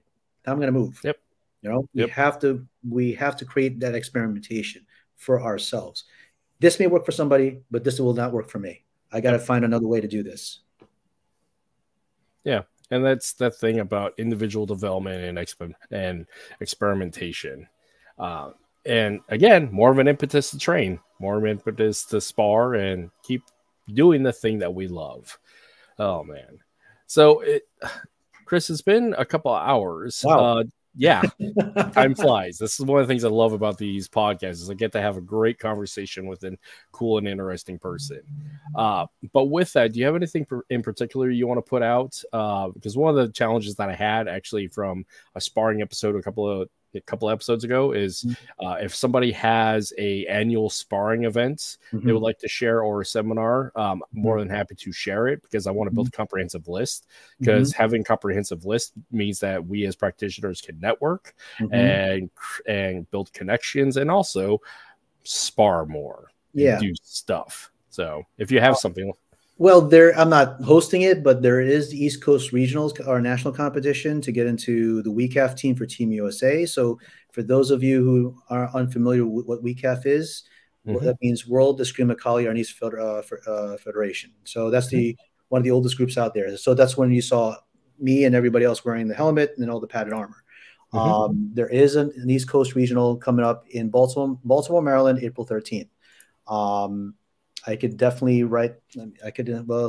just put it in the comment section later, or I'll just add it to Facebook in general. Yeah, I'll do that. I'll even share it with you too, because it is a key from Key Hop. But that's to get into the Team USA team, and then from there is the World Championship in the Philippines in Cebu. That's going to be in July 22nd to the 28th. So that's the competition. I believe that there's a lot of other sparring events going on, especially in the West Coast. That happens. I know they have their own thing called the Sparbecue. Guro Francis Serrano, Big Boy Francis, has this thing going on in June. I just don't know I forgot the date. I'll try to make sure we get in touch with them and get that date down too, for anybody who wants to. If they don't want to, they don't have any sparring background, but at least to check it out to see what it is. These are great things to watch.